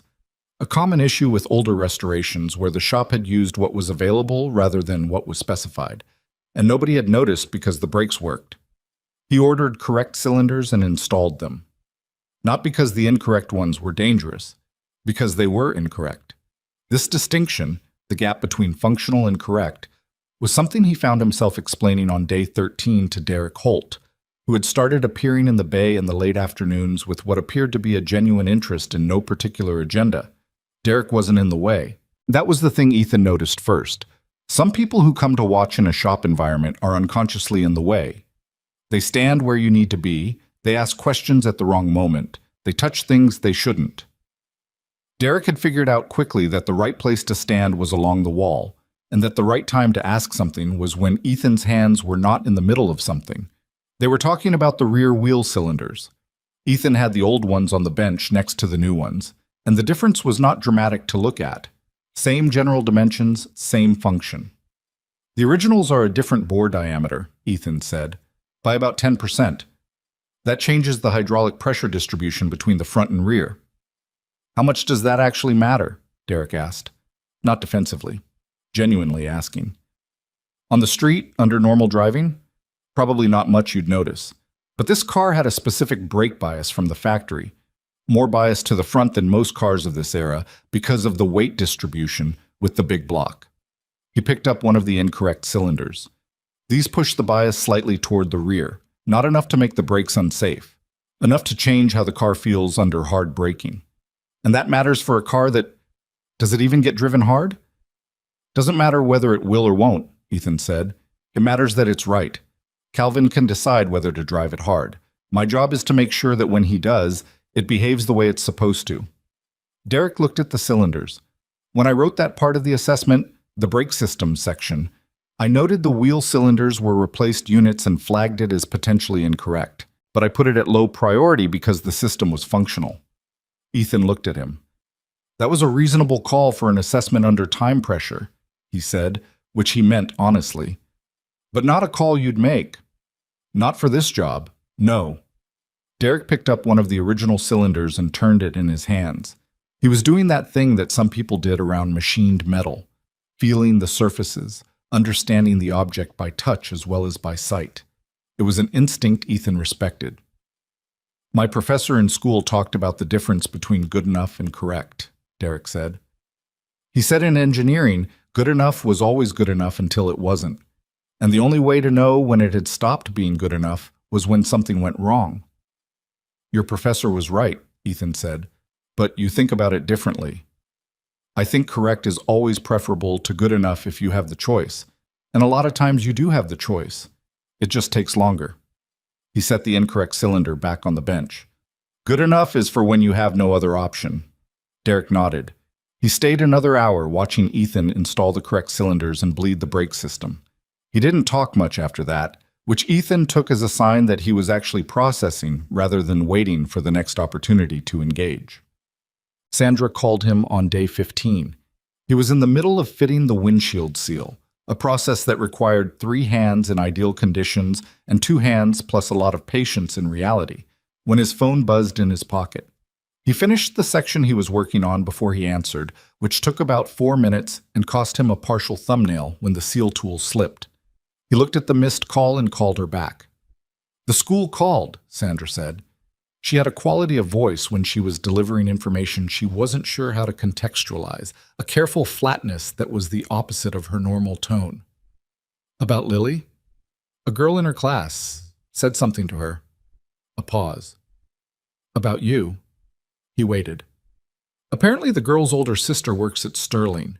She told her sister that there was a shop mechanic who was trying to fix some expensive car, and everyone thought he was going to fail. And the girl told Lily that her daddy was going to embarrass himself. Ethan stood there with his thumbnail still smarting and his windshield seal half-fitted and let that land. Is Lily okay? He said. She's Lily, Sandra said, which was its own kind of answer. She told the girl that her daddy could fix anything. Apparently she said it loud enough that the teacher heard and called me because she was concerned about conflict. Is there conflict? Not really. The girl backed down. Lily's fine. A pause. But she did ask me tonight when she got home. She asked if you were going to be okay, if the car was going to work out. He looked at the car, the windshield half sealed, the interior still to go in, 9 days left. Tell her yes, he said. Is it true? Tell her yes anyway, he said. I'll make sure it's true. Sandra was quiet for a moment. You sound tired, Ethan. I'm okay. You've said that every time I've asked for 2 weeks. Because it's been true every time, he said. And then, more honestly, I'm tired, but not the bad kind.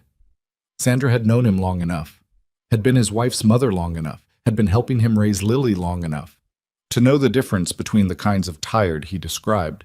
She didn't push it. Come home before midnight, she said.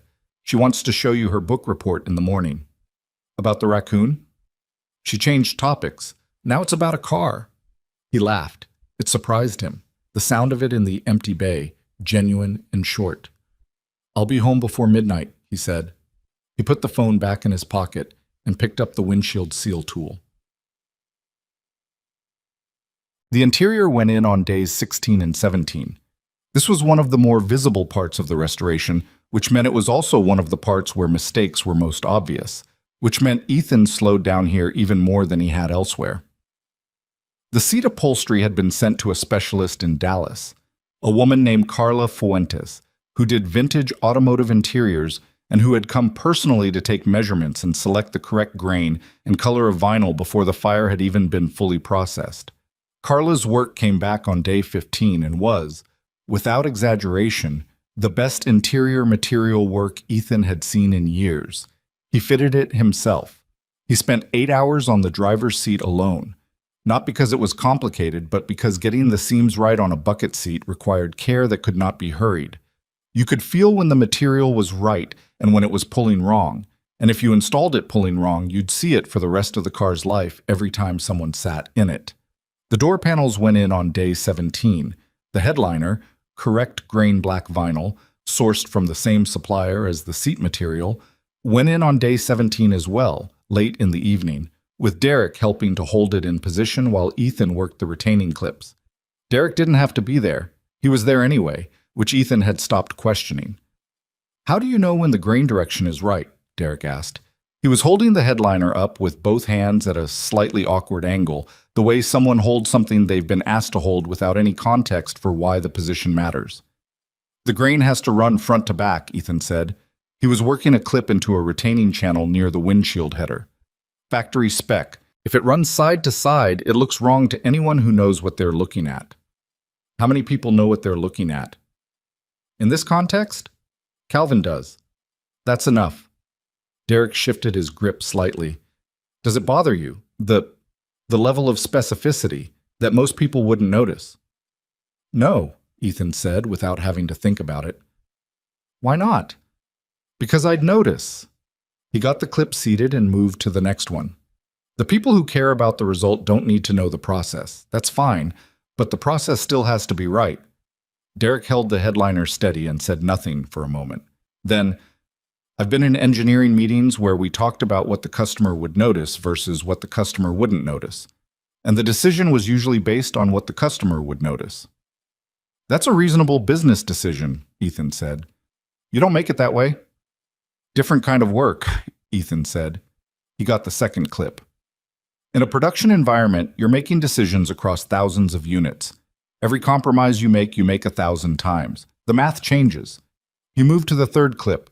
Here I'm making a decision once, for one car, for one person. The math is different. Derek seemed to be sitting with that. Was that your father's approach? Derek asked. Ethan paused. Not a hesitation before answering. More the kind of pause that happens when a question touches something you don't talk about often. Yes, he said. Pretty much. He got the third clip. The headliner was in. Marcus Webb came to the bay on day 19 with a measuring tape and a hydraulic frame gauge that he and one of his technicians carried in and set up without asking Ethan's permission, which was fine because it was Marcus's shop and Ethan's access to it was by ongoing permission.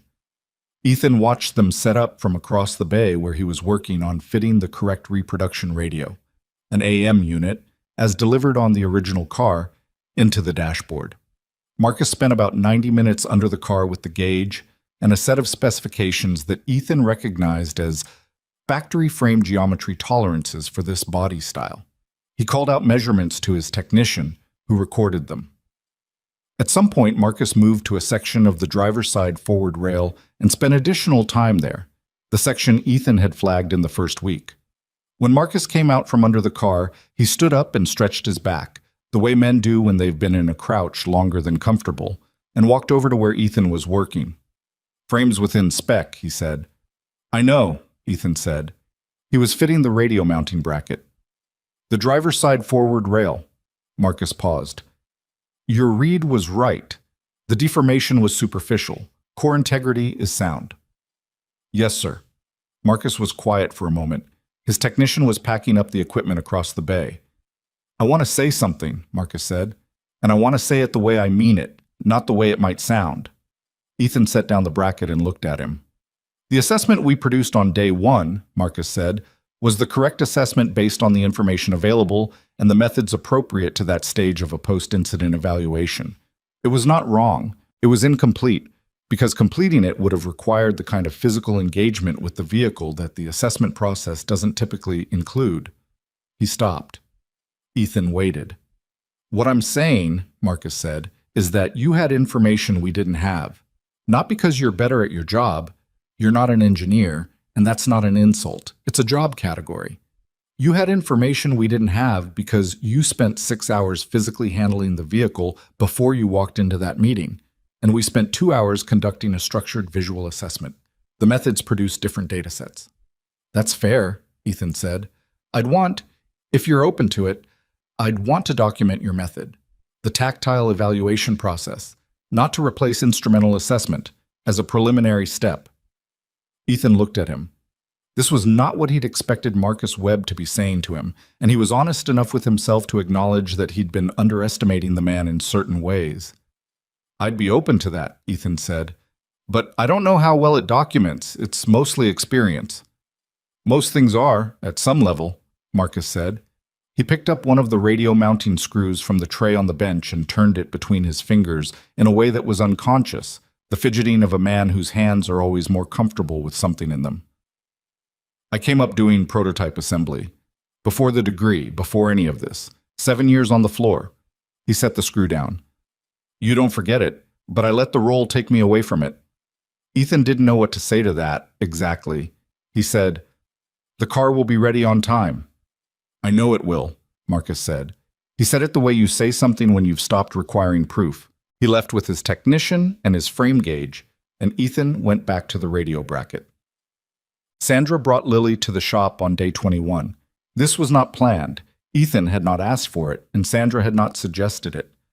What happened was that Lily had asked, apparently with enough persistence and enough of the particular quality of argument that a 7-year-old with opinions can generate, whether she could please see the car that Daddy was fixing. And Sandra had weighed the available options and driven her over on a Saturday afternoon. Ethan heard them before he saw them. Lily's shoes had a squeak in the left one that she found interesting rather than annoying, and it announced her presence across a concrete floor the way a small foghorn might. He was cleaning the engine bay covers, a painstaking job involving several different brushes and cleaners, when she appeared around the bay door with Sandra behind her. Lily was wearing a yellow rain jacket despite the fact that it was not raining, because she had a relationship with that rain jacket that was not contingent on weather. She walked into the bay carefully, which was how she always moved in new places, assessing before committing. She looked at the car. The Challenger sat in the middle of the bay, fully painted, interior in, engine in, glass in. It looked for the first time in 3 weeks like a car rather than a project. The hemi-orange under the bay lights had a quality that was hard to look away from. Lily walked up to it slowly and stood in front of it. "It's really orange," she said. "It is," Ethan said. "Did you make it that color?" "The color is original. The painter matched it." She was quiet for a moment, studying the car with the particular focus she brought to things that interested her, which was the same focus she brought to books and drawings and the movements of birds and the construction of elaborate sentences. Then she said, "Can I touch it?" Ethan looked at the freshly painted surface. "Yes, gently." She reached out and placed her palm flat on the hood, very carefully, the way you'd touch something you'd been told was fragile. She held it there for a moment. "It's warm," she said. "The engine's been running, the heat transfers." She took her hand away and looked at it, then looked at the car. "Grandma said you stayed up all night." "A few nights," Ethan said. "Why?" "Because the work needed to be done." She considered this. "My teacher says that's not healthy." "Your teacher is right, mostly. But you did it anyway." "Sometimes you do things anyway," he said. "You'll figure out when." She went around the car slowly, looking at it from different angles with her hands clasped behind her back in a posture that he couldn't remember her being taught. She stopped at the rear and looked at the twin exhaust tips, and then at the painted spoiler, and then at the trunk. She came back around to the front and looked at it again. "It looks like it wants to go somewhere," she said. Sandra made a small sound from the doorway. Ethan looked at his daughter. "Yeah," he said. "It does." "Did you give it a name?" "Not yet." She thought about it. She squinted slightly, which was what she did when she was thinking hard. "It should have a name that means it came back," she said. "Like a name about coming back." "What would that be?" "I don't know. You should think about it." She looked at him. "You have 9 days left, right?" "8 now." "That's enough," she said, with the easy certainty that he'd heard on the phone 2 weeks ago. The certainty that cost her nothing because she had not yet learned to count the cost of it. He drove them home that evening and ate dinner with them for the first time in nearly 2 weeks. Sandra's pot roast that had been in a slow cooker all day, which was the kind of food that tasted like something you'd needed for a long time without realizing it. Lily explained her new book report subject in detailed terms, which involved a significant amount of information about a 1969 Camaro that she had apparently researched with Sandra's help. "You didn't have to research muscle cars for a book report," Ethan said. "I know," she said, "but I wanted to understand your job better." She took a bite of her roll. "A Camaro is not as good as your car, by the way." I decided. "Why not?" "The Dodge is oranger," she said. He drove back to the shop after dinner. Vanessa found him at the bay on day 23. He knew she'd been coming to the bay in the evenings. He'd seen the small signs of it. a moved stool, the coffee cup that he hadn't left on the workbench. He didn't know if she came while he was there and stayed out of view, or came when he was gone, but she was watching the project in a way that went beyond administrative oversight, and she wasn't hiding that fact exactly, just not announcing it. This time, she came in directly. The car was more complete than it had been. Interior fully in, glass in, seals fitted, engine bay detailed and covered. She walked to the driver's side and looked through the window at the interior, at Carla Fuentes' seat upholstery, the correct door panels, the restored dash with its original gauges, and the period-correct radio. "It's nearly done," she said. "Week of detailing left, and the road test." She looked at the dash. "The gauges are original?" "Sent them to a specialist in Scottsdale. He restores vintage instruments, all electric, the speedometer, the tach, the oil pressure gauge. They're all reading correctly now. He also sourced the correct clock movement." She was quiet for a moment. "How much of what you've done here, how much of it was in the original restoration plan, before the fire?" "Some of it, but the fire. The fire exposed things that needed doing that the original plan would have missed. The rear wheel cylinders, a couple of the fuel line fittings. The wiring harness had a section near the firewall that had a splice repair done incorrectly at some point, probably decades ago. We replaced it with a clean run." "So in some ways," she said slowly, "the fire made the restoration more thorough." Ethan paused. He hadn't put it that way to himself before. "In some ways," he said, "if you want to find the optimistic read." She turned from the car and looked at him directly. This was something she did, a quality of directness in her gaze that some people found uncomfortable, like it didn't leave anywhere to retreat to. "Do you?" she asked. "Find the optimistic read?" "Usually," he said. "Not always first, but usually." She nodded. Then she said something he hadn't expected. "My father had a car like this," she said. "Not the same model, but same era. Big block, loud, impractical." A pause. "He couldn't keep it. We needed the money from it when I was about 11, and he sold it, and that was the right call. But he talked about it for the rest of his life." She looked at the Challenger. "When I saw Calvin's face that morning after the fire, I recognized the expression. It's not about the car, really. It's about the time." "Yes," Ethan said. "Can you give that back?" "The time?" He looked at the car. "No," he said. "But I can give him the object that holds the memory. That's what I can do." She was quiet for a long moment. 8 days, she said. 7 now, he said. "It's past midnight." She looked at him. "Go home, Ethan." "In a little while." She left, and he stayed another 2 hours, working in the quiet of the bay with the orange car in the center of it, and the building otherwise empty around him. He thought about what Lily had said, a name that means it came back. He opened the notebook and wrote something at the top of a clean page. He looked at it for a moment. Then he closed the notebook and got back to work. 7 days felt like a different thing than 8. Ethan couldn't have explained that mathematically, and he didn't try. It was just a fact of how certain numbers sit in your chest differently than others. 8 days had felt workable. 7 days felt like the walls had moved in slightly, not enough to panic about, enough to notice. He was back in the bay by 6:30 the morning after Vanessa had told him to go home. He'd slept 4 hours, which was becoming a kind of baseline. Not enough to feel rested, enough to function at the level the work required. He'd learned in the past 3 weeks to distinguish between the kinds of tired that compromised judgment and the kinds that just made everything feel heavier. So far, he was still in the second category. He was monitoring that. The detailing work was not glamorous and it was not fast. Detailing on a restoration of this caliber was not the same thing as washing a car. It was the work of making every surface, every piece of exterior chrome, every inch of engine bay metal, every rubber seal and plastic lens and painted surface look the way it was supposed to look. Not better than original, not showroom enhanced. Correct. The way it had looked in the fall of 1970 when it rolled out of the Hamtramck plant and onto a transport truck. He spent the first 2 hours on the engine bay. This was a particular skill set that overlapped with, but was not the same as mechanical restoration. You were working with cleaning agents and detailing clay and very specific brushes and very specific sequences, getting into the corners of the firewall where decades of road grime had accumulated even through the restoration, cleaning the surfaces of the block without damaging the machined finishes that Gerald Pruitt's shop had put on it. He worked from the top down and from the outside in, methodically, the way he did everything.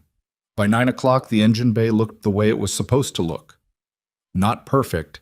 There was a scratch on the driver's side valve cover that he was going to have to address with a careful touch-up, and the correct orange block paint had a slightly different sheen in two spots where the heat from the fire had affected the metal surface underneath in a way that didn't show structurally but showed cosmetically, but correct. The kind of correct that a knowledgeable person would look at and say, yes, that's right. He photographed everything, which he'd been doing throughout the restoration. Not for the project file, though those went there too. He had his own record in his phone, hundreds of photographs organized by date and component, a visual accounting of what had been done and how.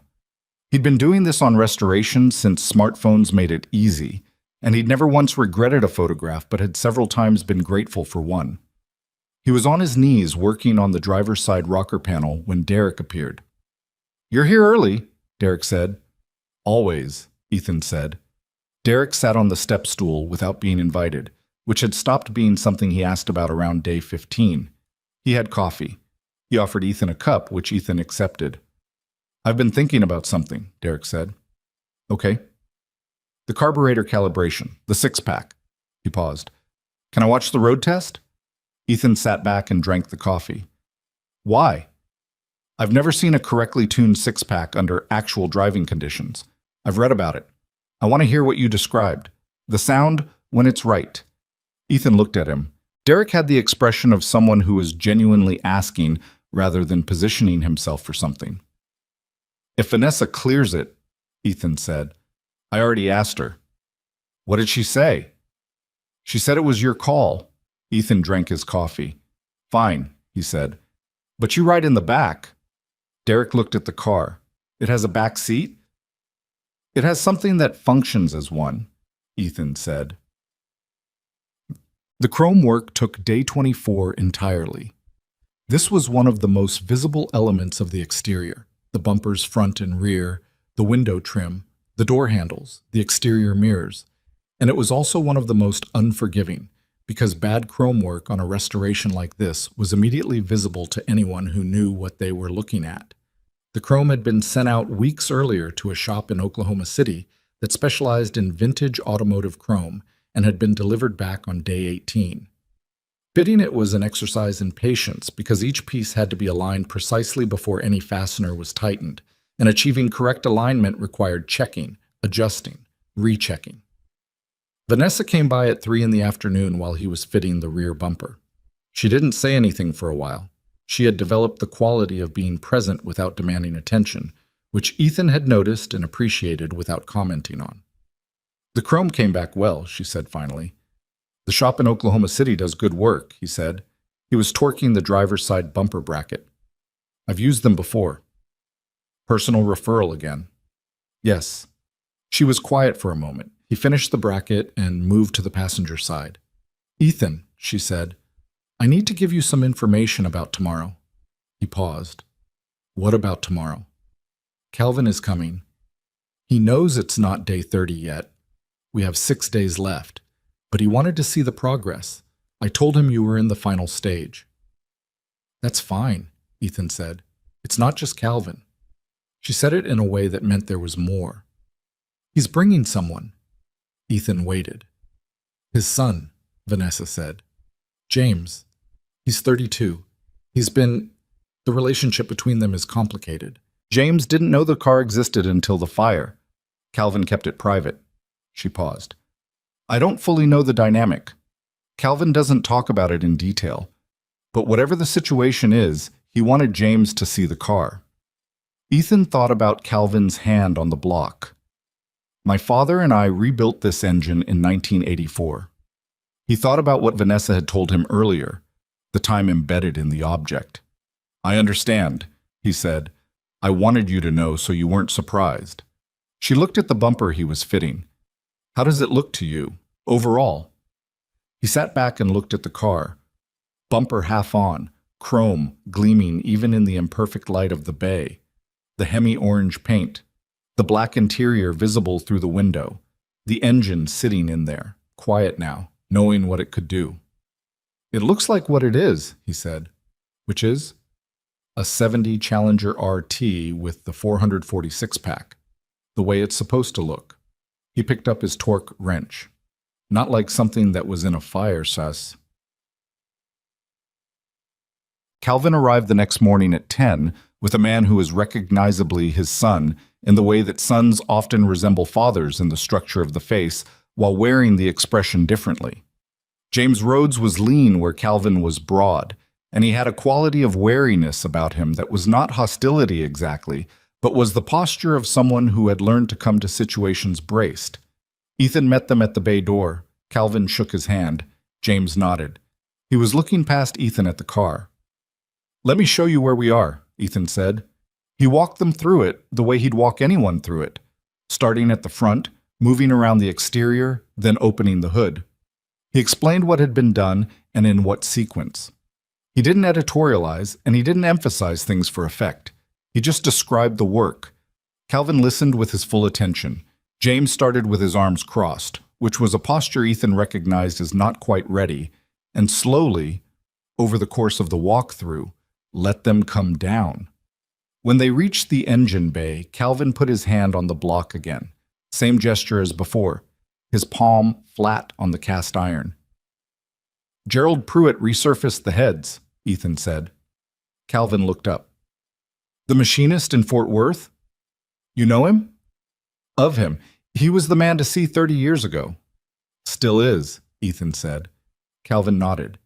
He looked at the engine for a long time without speaking. James came to stand beside him and looked at the engine too, and there was a moment, brief, not dramatized, where father and son were standing side by side looking at the same thing without any of the complicated architecture of whatever stood between them getting in the way. James said quietly, "You really rebuilt this from scratch." Not from scratch," Ethan said. "That's the point. Most of it's original. We saved more than anyone expected." James looked at him. "The report said it was a total loss." "The initial assessment, yes. But you disagreed." "I had reason to," Ethan said. James studied him for a moment with an expression that was trying to be skeptical and wasn't quite getting there. "Why'd you take this on? Knowing how it looked? Walking into a room full of engineers and—" "Because I looked at the car before I walked into the room," Ethan said. "Not after." James was quiet for a second. Then he said, "Is that how you do everything? Look first?" "When I can," Ethan said. James nodded slowly. He looked at the engine again. There was something working in him that Ethan wasn't going to speculate about because it was not his to speculate about. He just let it be there. Calvin said without looking away from the engine, "Can we hear it run?" "Yes, sir," Ethan said. He started the car. The 440 fired immediately. No hesitation, no stumble, straight into a smooth idle that settled within 10 seconds to the number he'd calibrated it to. The sound in the enclosed bay was significant without being violent, a low, unhurried authority that made the air in the space feel heavier. James stepped back slightly when it started, not in alarm, more the instinctive response of a person who hasn't been around large displacement engines and didn't anticipate the physical presence of the sound. Calvin stood with his eyes closed for about 5 seconds. When he opened them, they were bright in a way that had nothing to do with the fluorescent lights.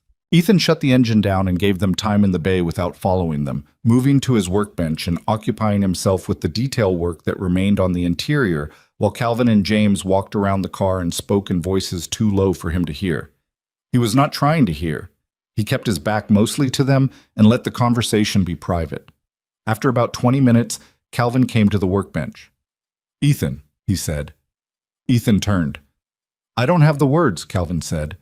And then he stopped, which was itself a kind of statement from a man who had spent 61 years accumulating the words for most things. "5 more days," Ethan said. "It'll be right." Calvin nodded. He looked like he wanted to say something else, and then decided not to. He looked at the notebook on the workbench instead, open to the current page covered in Ethan's cramped handwriting. Your father's? Calvin said. Started out as his, Ethan said. I took it over. Calvin looked at it for a moment. You never mentioned him. You never asked. Calvin almost smiled.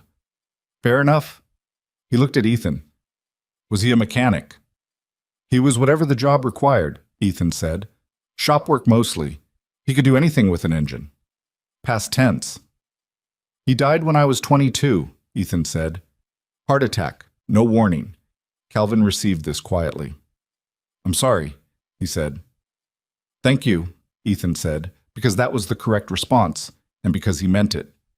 Calvin left with James, and Ethan watched them go from the bay door, father and son walking across the parking lot, with something slightly different in the space between them than had been there when they arrived. He couldn't have said what it was. He went back to the interior detail work.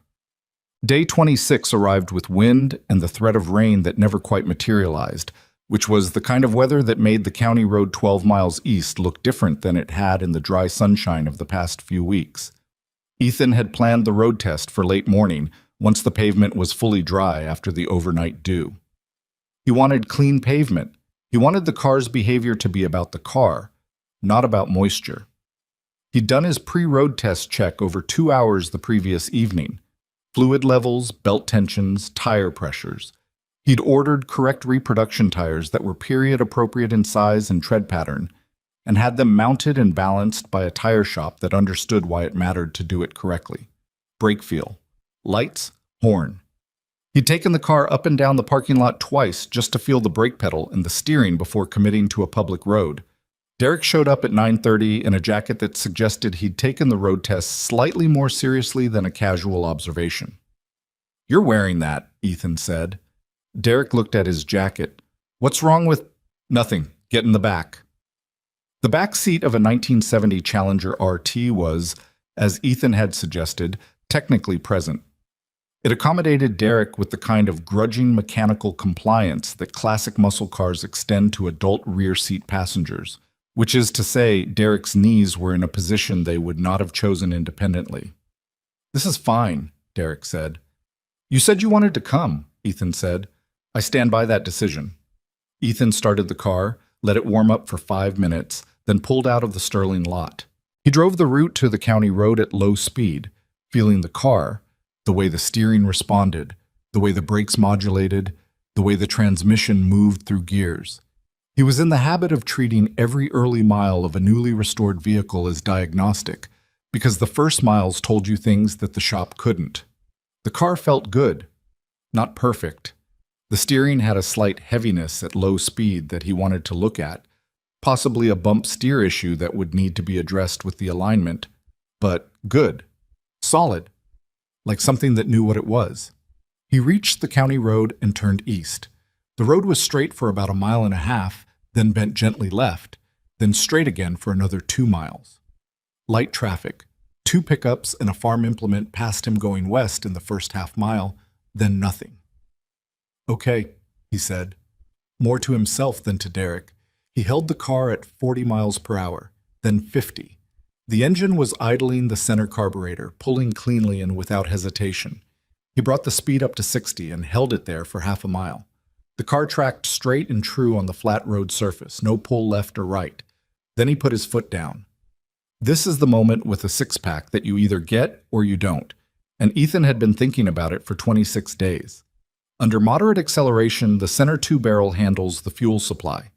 The outer carburetors sit on their spring-loaded secondary plates, closed, waiting. When the throttle passes a certain point, and the point is calibrated by the spring tension on those secondaries, and getting that calibration right is an art that sits somewhere between measurement and feel. The outer carbs open together, and the engine's fuel supply essentially triples instantaneously. When it's calibrated correctly, the transition is seamless. You feel the power multiply, but there's no surge, no stumble, no flat spot. The engine just expands, like something drawing a deep breath. When it's not calibrated correctly, you feel a stumble or a hesitation at the transition point, the signature of the outer carbs either opening too early or too late. Ethan held his breath for the half-second between the throttle going down and the outer carbs committing to open. The transition was clean. The 440 pulled hard through 4th gear. Not violent, not dramatic, Just enormous and sustained and completely authoritative, the way this engine was designed to operate. The sound changed quality, deeper, fuller, the note dropping half a step as the displacement came fully alive. It was not a loud car exactly. It was a car whose sound had weight. In the back seat, Derek said something. Ethan didn't hear the words over the engine, but he heard the tone of them, which was the tone of someone who has just understood something that they previously only knew about. He backed off the throttle at 80 and let the car settle back to cruising. He made the left bend easily. He drove the next 2 miles straight and then turned around at a farm crossroad. He made 3 more acceleration runs on the way back, varying the throttle input each time. He was listening for the transition each time, clean, clean, clean. He also noticed that the stumble he'd been worried about at partial throttle in second gear was gone.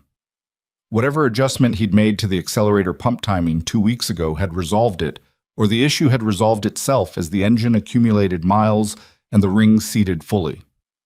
He made a note in his head. He'd verify at the end. On the last run, holding 60 and fourth, Derek put his hand out the window, the rear side window which was hinged and could be cracked, and held it in the airstream like a 7-year-old would. Ethan saw it in the mirror. "Feels fast," Derek called. "It's not that fast," Ethan said. "Relative to a dyno room, it is." Ethan almost laughed. He pulled back onto the Sterling lot and parked in front of the bay.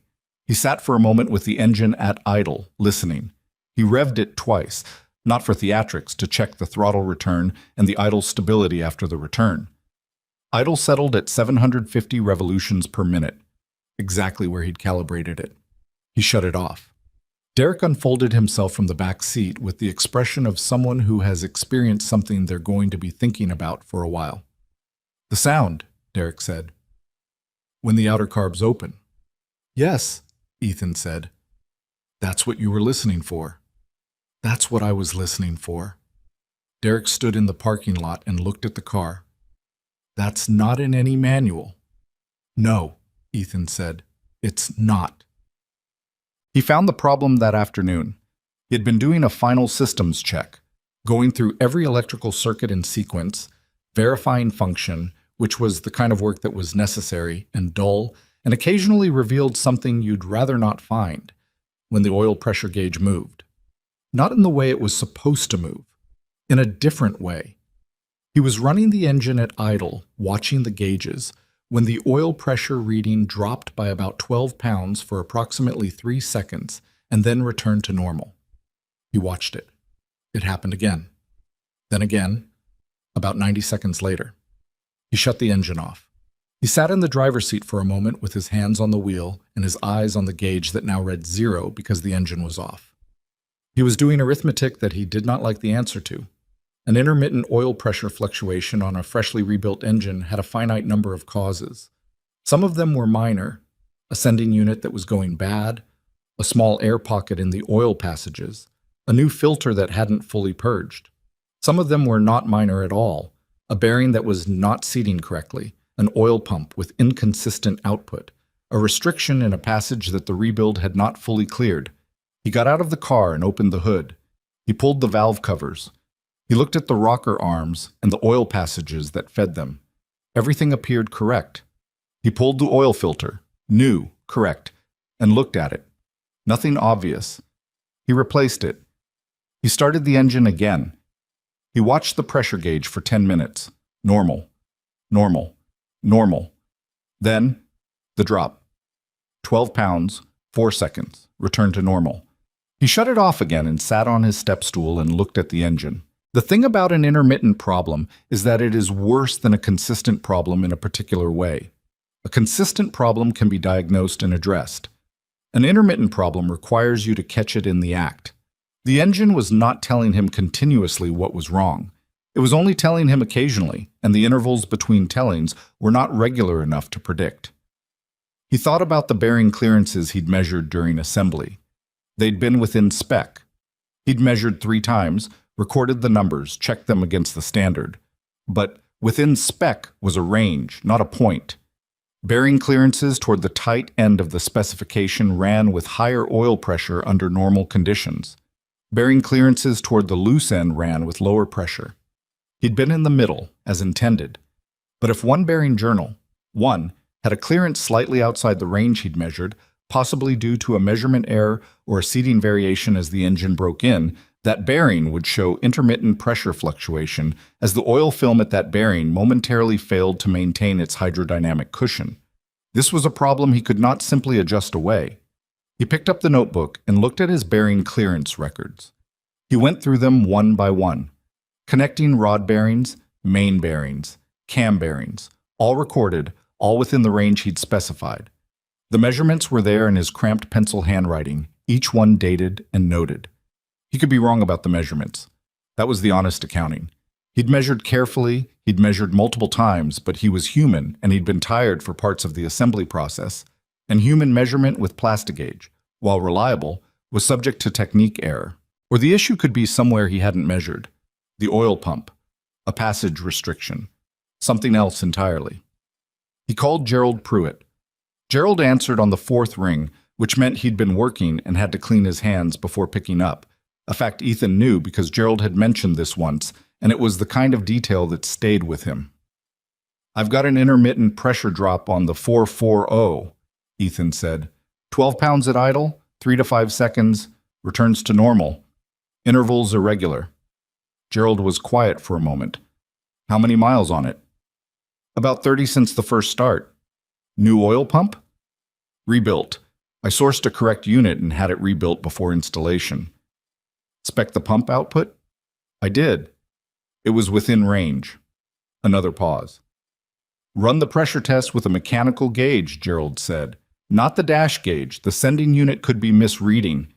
Ethan exhaled. He'd thought of this. The sending unit, the electronic sensor that relayed oil pressure to the dash gauge, could, in theory, be malfunctioning rather than reporting a real pressure fluctuation. It was the optimistic explanation. "I'll run it," he said. "Call me back," Gerald said. Ethan did not have a mechanical pressure gauge in the bay. He needed to pull one from the main tool supply, which required going to the supply room and signing it out, which at 6 in the evening meant finding whoever had the supply room key for after-hours access. He found a maintenance tech named Phil, who had the key and was philosophical about being pulled away from his dinner in the break room. He ran the mechanical gauge. It required threading a fitting into the oil pressure port on the block, which took 20 minutes. He started the engine, watched the mechanical gauge. Normal, normal, normal. Then, the drop. 12 pounds, 4 seconds. He shut it off and sat on the floor beside the car with his back against the rocker panel and looked at the ceiling of the bay. The sending unit was not the issue.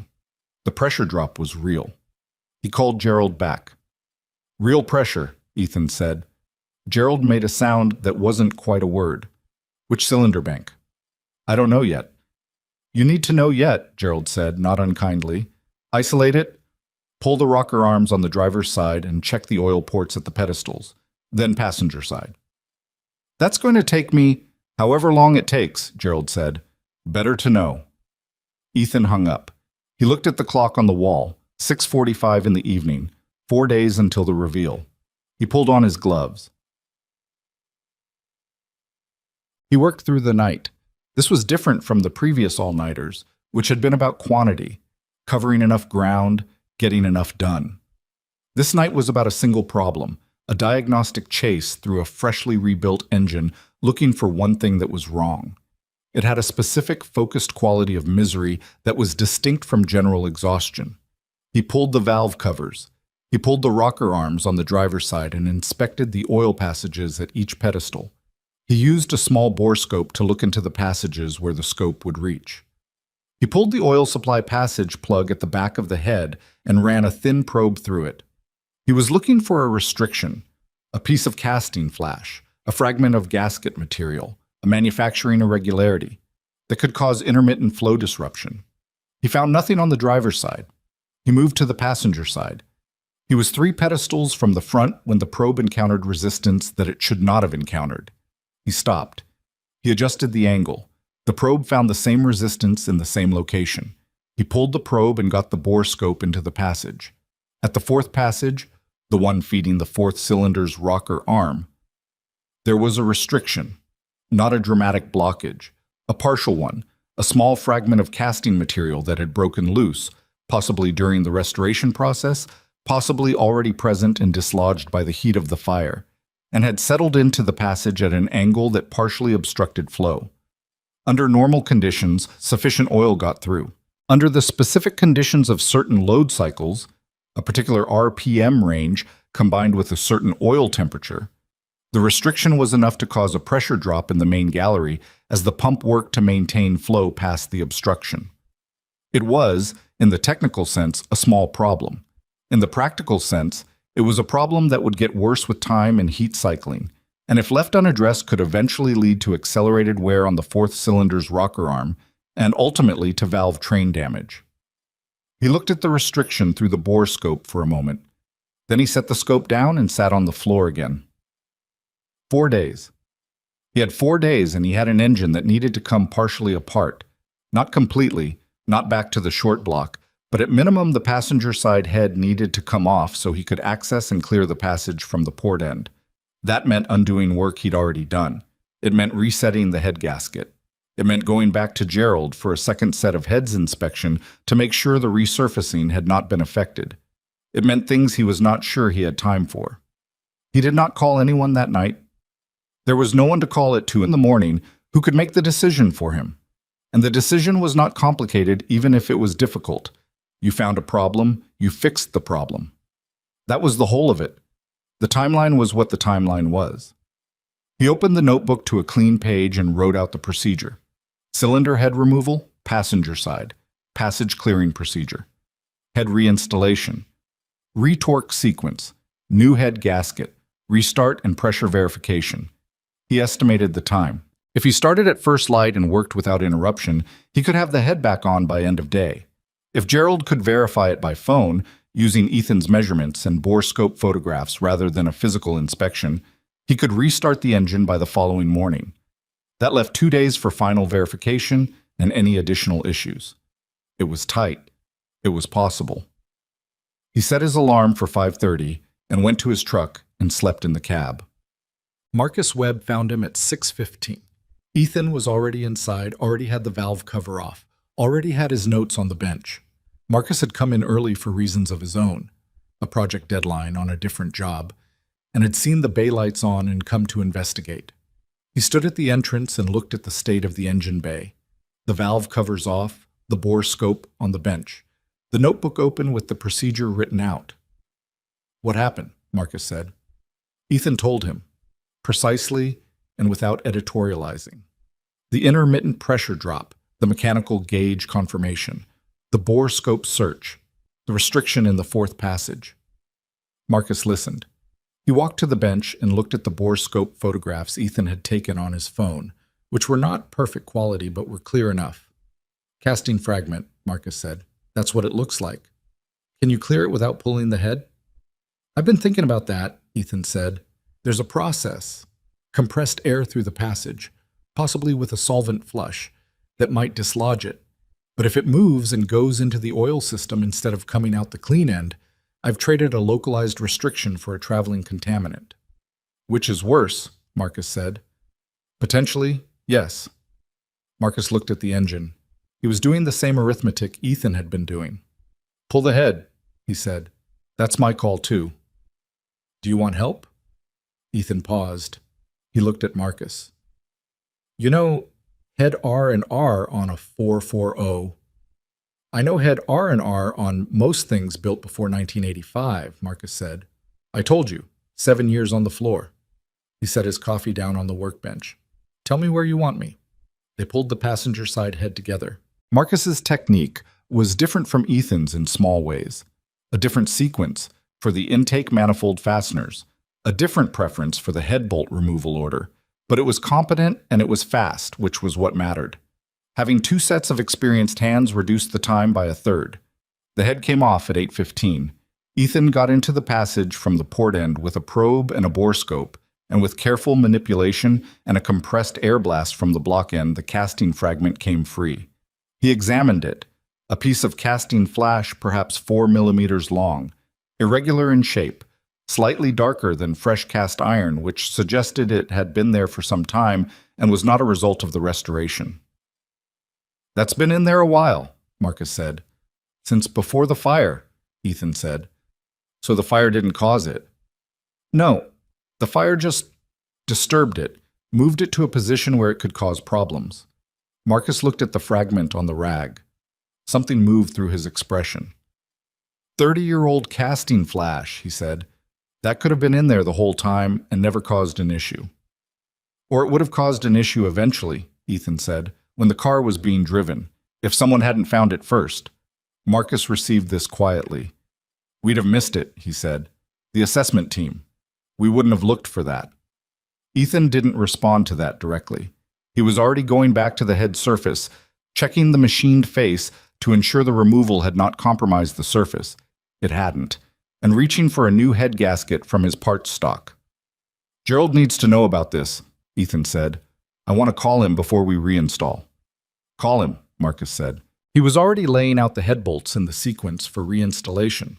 Gerald listened to the description of the passage restriction and the clearing procedure. He asked 3 questions about the passage geometry and the bore scope images, which Ethan photographed and texted to him. Gerald looked at them.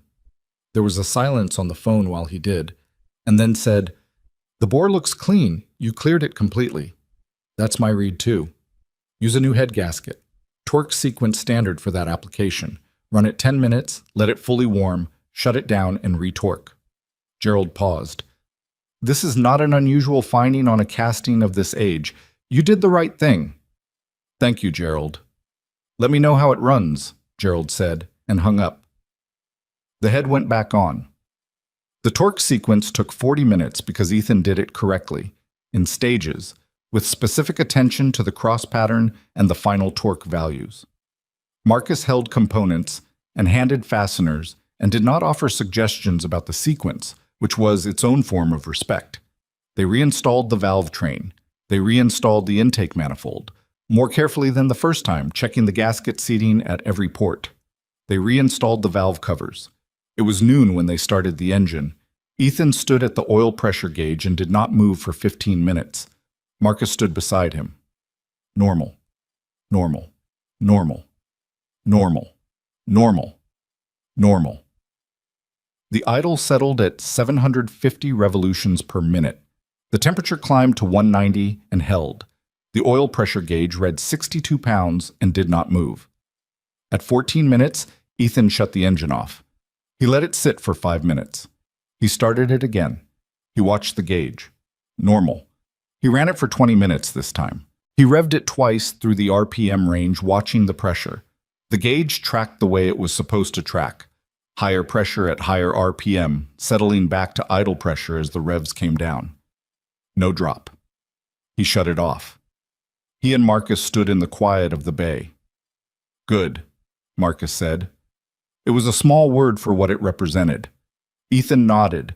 He picked up the notebook and wrote the re-torque reminder. He needed to pull the valve covers one more time after the next heat cycle and re-torque the head bolts to their final spec. Standard practice on any head reinstallation. He wrote it in the notebook and then looked at the remaining timeline. 3 days. He needed to re-torque the heads. He needed to complete the final detailing. The engine bay had been disturbed by the head removal and needed to be cleaned again. He needed to do a second road test to verify the oil pressure under driving conditions. He needed to address the steering heaviness he'd noticed on the first road test, which now that he'd looked at it was a minor toe adjustment at the front wheels, fixable in an hour with the right equipment. And he needed the car to be right. Not close to right. Not as right as possible, given the circumstances. Right. He stood in the bay in the noon light and gave himself exactly 30 seconds to feel the weight of the past 18 hours before he put it down and went back to work. 30 seconds. Then he picked up a rag and started cleaning the engine bay. He almost missed the fuel pressure irregularity. It was on the second road test, the following afternoon, with Derek again in the back seat and Marcus, who had asked, without making a thing of it, in the passenger seat. They were on the same county road, at 60 miles an hour in fourth gear, when Ethan felt something in the throttle response that he categorized immediately as not quite right, but needed a moment to locate precisely. He backed off the throttle and then put it down again, paying attention to the specific moment of reacceleration.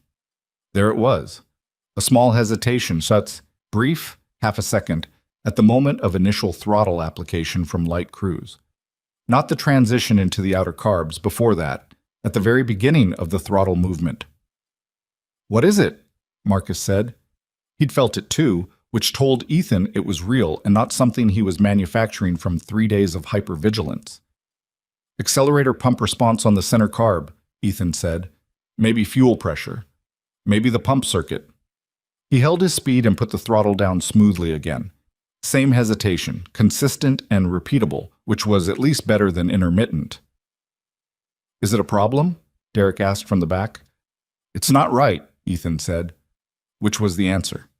He drove back to Sterling. He did not rush. He was past the stage of rushing.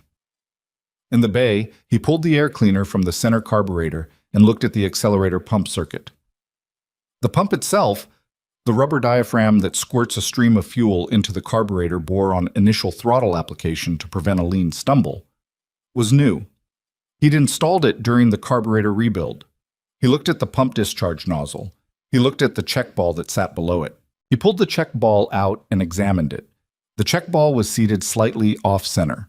Not dramatically, a fraction of a millimeter, but enough that at light throttle, the ball was not sealing fully before the pump circuit activated, which meant the pump was losing a portion of its discharge back through the unseated check ball before it reached the bore. He reset the check ball. He reinstalled the air cleaner. He started the car. He drove it to the back of the lot and ran it through light throttle applications across the range. The hesitation was gone. He sat in the car in the back lot with the engine idling and the afternoon sun angling through the windshield, and he took a breath. A real one. The kind you take when you've been holding something for a while without noticing. 2 days. He had 2 days and the car was right. Not right in the way that meant he'd stopped worrying. He was going to worry until the morning of day 30, when Calvin stood in front of it and the engine was running and there was nothing more to find. But right in the way that meant he'd done what he could do, and what he'd done was what the car needed. He drove it back to the bay. Marcus was waiting. He'd seen the car go to the back lot and come back, and something in the timeline of it had told him what he needed to know. He looked at Ethan as he came through the bay door. "It's fixed," Ethan said. Marcus nodded once. He was quiet for a moment, standing with his hands in his pockets, and then he said, "You know what you did here." Ethan was setting his keys on the workbench. He looked at Marcus. "I fixed the car," Ethan said.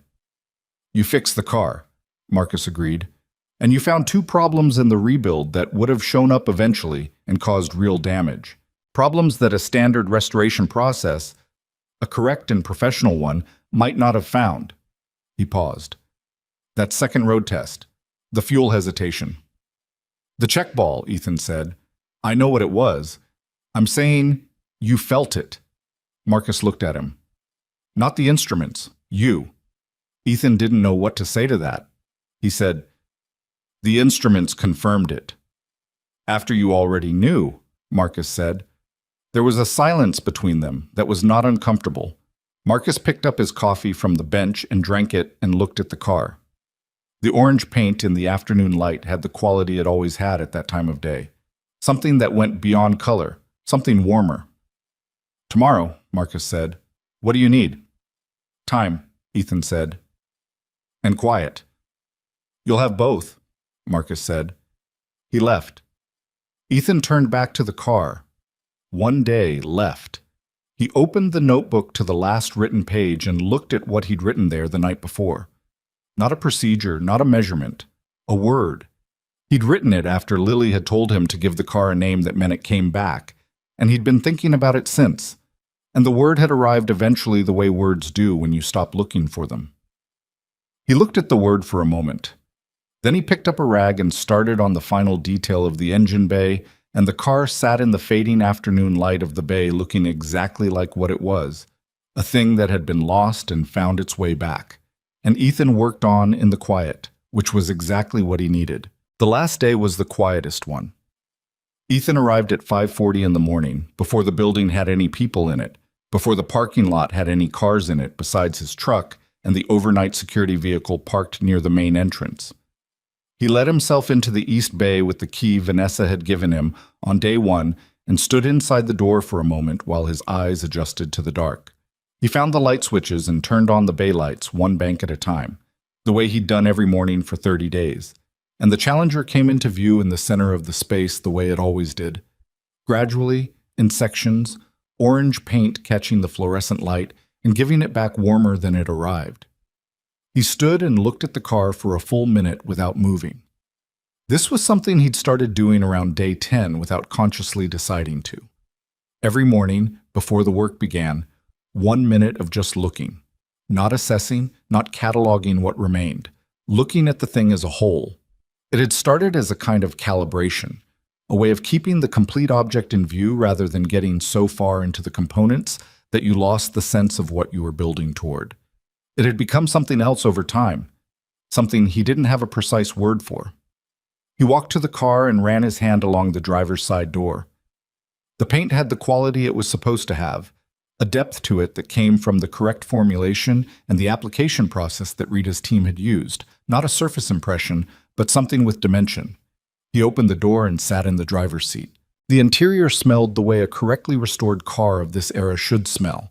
Vinyl and metal and a faint trace of the rubber compound in the fresh seals, overlaid with the particular scent of a large displacement engine that had been run recently.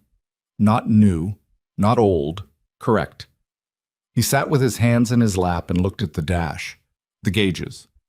The steering wheel, original, recovered and retreated to correct specification by a specialist in Amarillo.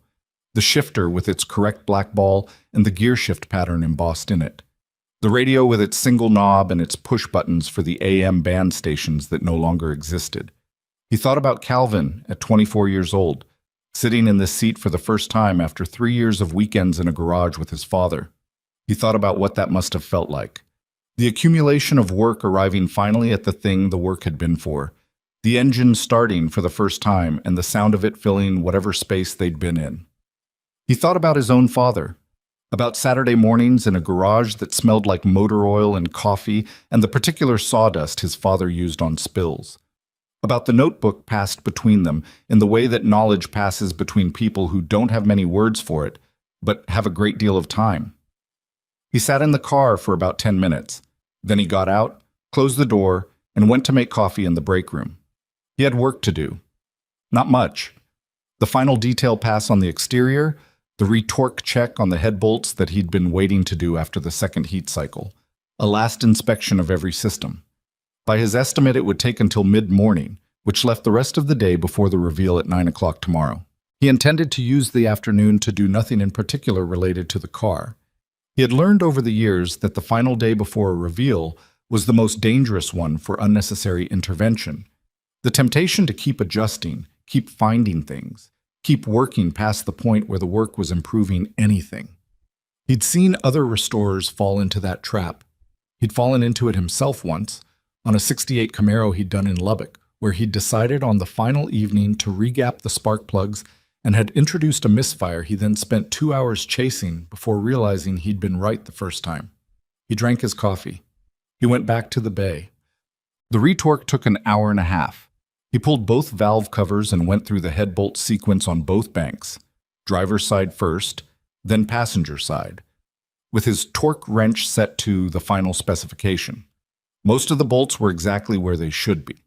One bolt on the passenger side, fourth from the front, had settled fractionally, a normal result of the thermal cycling the engine had been through in the first 30 miles, and took about 15 degrees of additional rotation to reach spec.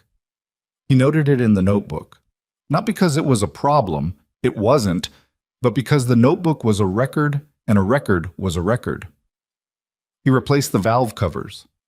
He checked the valve cover gaskets while he had the covers off, which added 20 minutes but confirmed what he expected. The gaskets were seating correctly, no sign of oil seepage at any point along the rails. Then he did the final exterior detail. This was, in the final accounting, the most visible work he would do on the last day, and it was also the work that was most purely about the presentation of what had already been accomplished. Every surface on the exterior got attention. Not aggressive cleaning, not anything that would risk marking the fresh paint, but the careful removal of any fingerprints or smudges that had accumulated during the final assembly stages, the final dressing of the tires and the rubber trim, the polishing of the chrome with the correct product applied with a clean cloth in the correct manner. He did the chrome last: front bumper, rear bumper, window surrounds, door handles, exterior mirrors. Each piece got cleaned and polished and then wiped to remove the polish residue and inspected under a light held at a low angle to catch any remaining marks. Rita Chavez came in while he was doing the driver's door mirror. She stood at the bay entrance with her arms crossed, looking at the car with a proprietary expression that Ethan understood completely. When you've put your work on a surface, that surface becomes personal in a way that goes beyond the professional. "How does the paint look?" she asked. "Like what it's supposed to look like," Ethan said. She came in and walked around the car slowly. She had a light of her own, a slim LED panel that she held at low angles to check for imperfections in the finish, and she used it methodically on each panel. She found 2 very small dust nibs in the paint on the passenger side quarter panel that she would not have found without the light. She stood looking at them for a moment. "I can cut those out," she said. "Are they visible without the light?" Ethan asked. She tried without the light. "No." "Then leave them," he said. Not because he was comfortable with imperfection, but because cutting paint on the final morning before a reveal was another version of the regap the plugs problem. "The paint is right, Rita." She looked at the quarter panel for another moment. "I know," she said. "I know," he said. She put her light away. She walked around the car one more time with her eyes rather than the light and came back to the driver's side. "It looks good, Ethan." "You did the hard part," he said. She shook her head slightly, which was not agreement or disagreement, but something in between. "The paint is what people see," she said. "But the paint is only as good as what's under it." She looked at him. "Whatever you did under here, it holds the paint up." She left. Ethan finished the driver's door mirror. Vanessa found him at 10:30 when the detail work was essentially done and he was doing his final walkthrough, the systematic, nothing left to chance circuit around and through the car that he did at the end of every significant job. She didn't interrupt the walkthrough. She sat on the step stool in the corner and watched him go through it, which took about 40 minutes because he did it without rushing and with the same attention he'd brought to every other part of the process. When he was done, he stood beside the car and looked at it, and then at her. "It's done," he said. She looked at the car for a long moment. "You're certain?" "I'm certain it's right," he said. "I've been certain of that since yesterday afternoon. Today was—" He paused. "Today was making sure I hadn't missed anything while I was busy being certain. And I didn't miss anything." She nodded. She stood from the step stool and walked to the car and looked through the passenger window at the interior. She was quiet for a while. "I owe you an apology," she said. He looked at her. "That first day," she said, "in the meeting. I told you afterward that what changed my mind was the way you presented yourself. That was true. But what I didn't tell you was that I spent the first week of this project waiting for you to fail." She said it evenly, without self-flagellation. "Not wanting you to fail, just expecting it. And every morning when I came in and the work was further along and it was right, I had to revise my expectation." "That's reasonable," Ethan said. "It's not entirely reasonable," she said. "What I was really expecting to fail was the instinct I had when I backed Calvin's decision. I was covering myself. If the project failed, I was going to be able to say, I'd had doubts from the start." She paused. "That's not a generous thing to admit." Ethan thought about what to say. He said, "I had doubts too, from the start. I just couldn't afford to show them in that room." She looked at him. "You were scared." "Yes," he said, "but you went in anyway." "I'd looked at the car," he said. "That's what made the difference. Not confidence, just having enough information to justify the risk." She was quiet for a moment, looking at the challenger. "What are you going to do tomorrow, during the reveal?" "Stand back," he said. "It's not mine. The work is yours." "The car is his," Ethan said. "I'm just the person who listened to it." She looked at him with an expression that was one of the more complex ones he'd seen from her in 30 days, something that was trying to be purely professional and wasn't quite making it. The engineering team is going to be there, she said. Marcus, Derek, the whole department, the investors Calvin is bringing, the board members who were in that first meeting. I know. Some of them laughed, she said.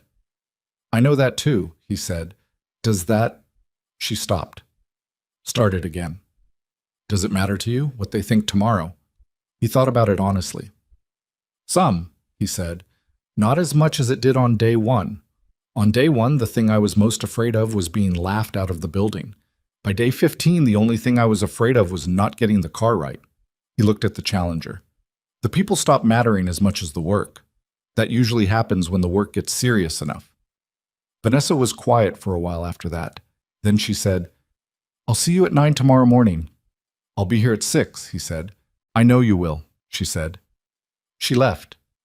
Ethan stood in the bay for a moment and then went to the workbench and closed the notebook and put it in his back pocket, where it always lived, and turned off the bay lights one bank at a time, in reverse order from how he'd turned them on that morning, until the Challenger disappeared into the dark of the empty bay. He drove home. He ate dinner with Lily and Sandra. Lily wanted to know everything about the next day. What time does it start? She asked.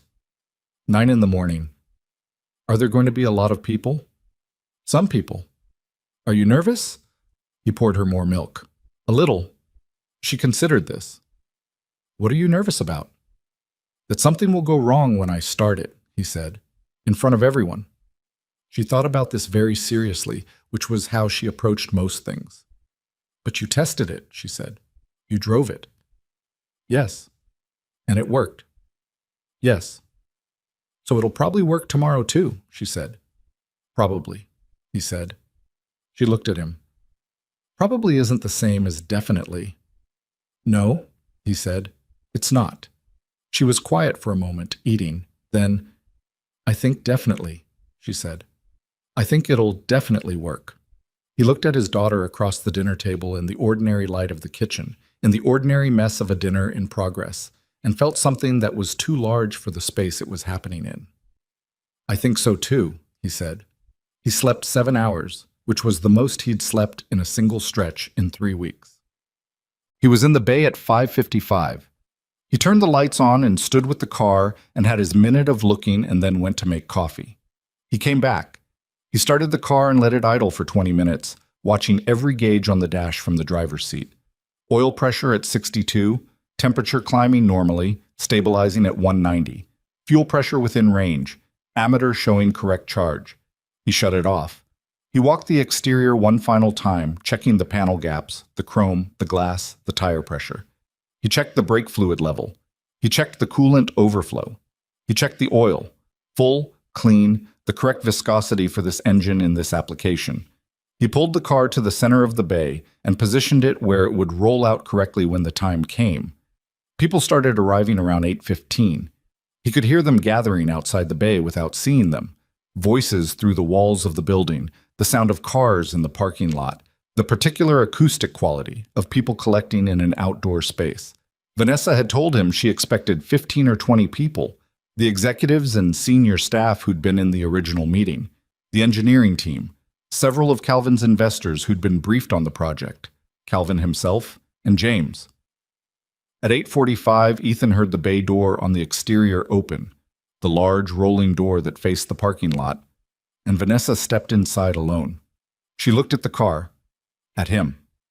She was dressed the way she dressed when something mattered, which she always dressed well, but there was a quality of care in it today that was different from ordinary. "They're ready when you are," she said. "Give me 2 minutes," he said. She nodded. She went back out. He stood beside the car. He reached into his back pocket and pulled out the notebook. He opened it to the last page his father had written on, the one about the 440, the cold weather calibration, the instruction at the bottom, the car knows. Listen to it.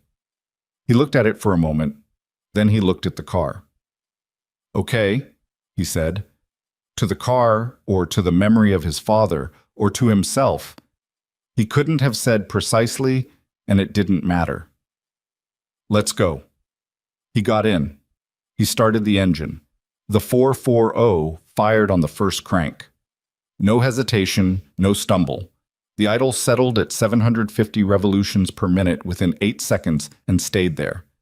He sat for a moment with the engine running in the quiet of the bay, and then he put the car in reverse and backed it slowly toward the open door and the morning light. What he saw when he cleared the doorway was more people than Vanessa had described. 30, maybe 35. They were arranged in a loose semicircle in the parking lot in front of the bay door, which had the quality of something that had organized itself rather than being organized. Calvin was near the center of the group with James beside him. Marcus was to the right with his engineering team, Derek, and 2 other engineers Ethan recognized from the original assessment meeting. Several people he didn't know by name, but recognized as executives. Rita from the paint shop, Phil the maintenance tech who'd given him the key to the supply room that night, and Sandra was there. She was standing at the edge of the group with Lily beside her, Lily in the yellow rain jacket despite the clear morning sky. Ethan hadn't known they were coming. He felt the fact of it land in his chest and then deliberately set it aside because he needed to be paying attention to the car. He rolled the Challenger forward into the morning light and stopped it 20 feet in front of the group and put it in neutral and let the engine idle. For a moment, nobody said anything. The morning was clear and the sun was at the right angle to hit the Hemi-orange paint the way it was designed to be hit. Not washing it out, warming it, making the color do what this particular color was engineered to do, which was to seem like it was generating its own light rather than reflecting light from outside. The chrome caught the sun and threw it in several directions.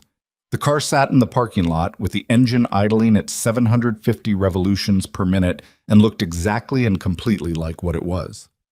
The silence lasted longer than Ethan expected. It was Derek who spoke first, from the engineering side of the group, and what he said was not a professional observation about the quality of the restoration or a technical comment about the paint or the chrome.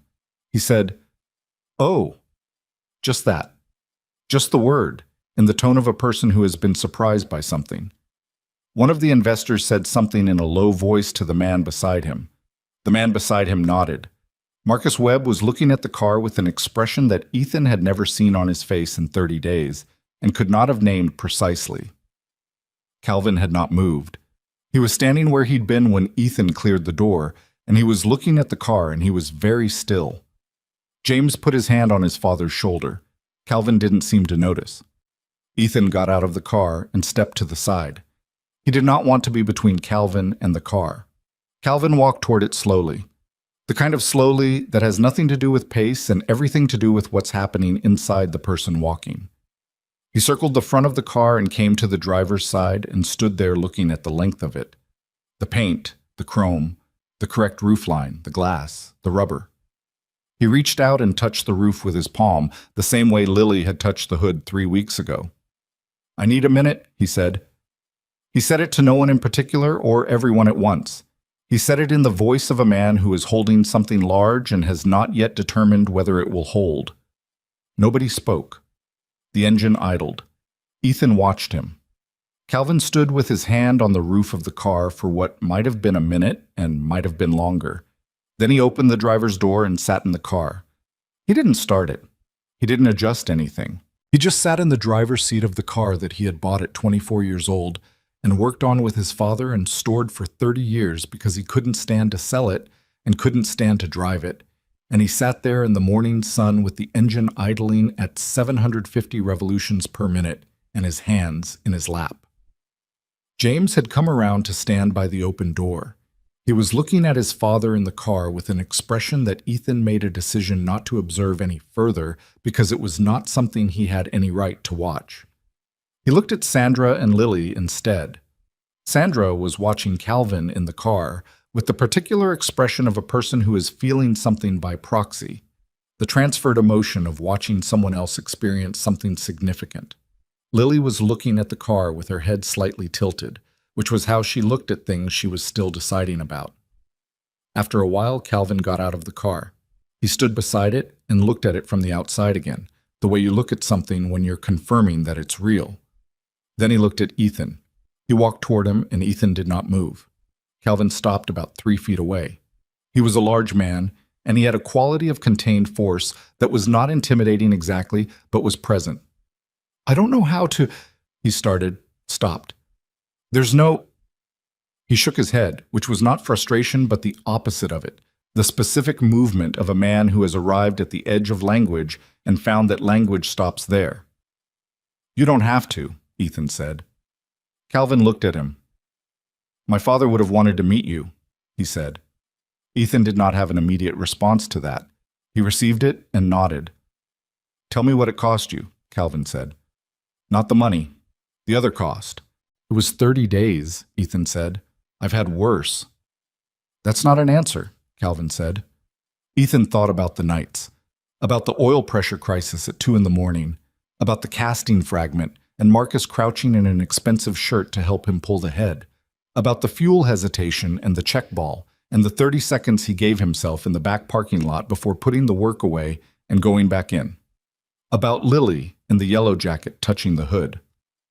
It cost me some sleep, he said, and some worry, and a partial thumbnail. He looked at his left hand where the nail was still growing back. That's what it cost. Calvin looked at him for another moment. What do you want? Calvin said. Not what Vanessa is going to offer you. What do you personally want from this? Ethan thought about it. I want people to know it was possible, he said.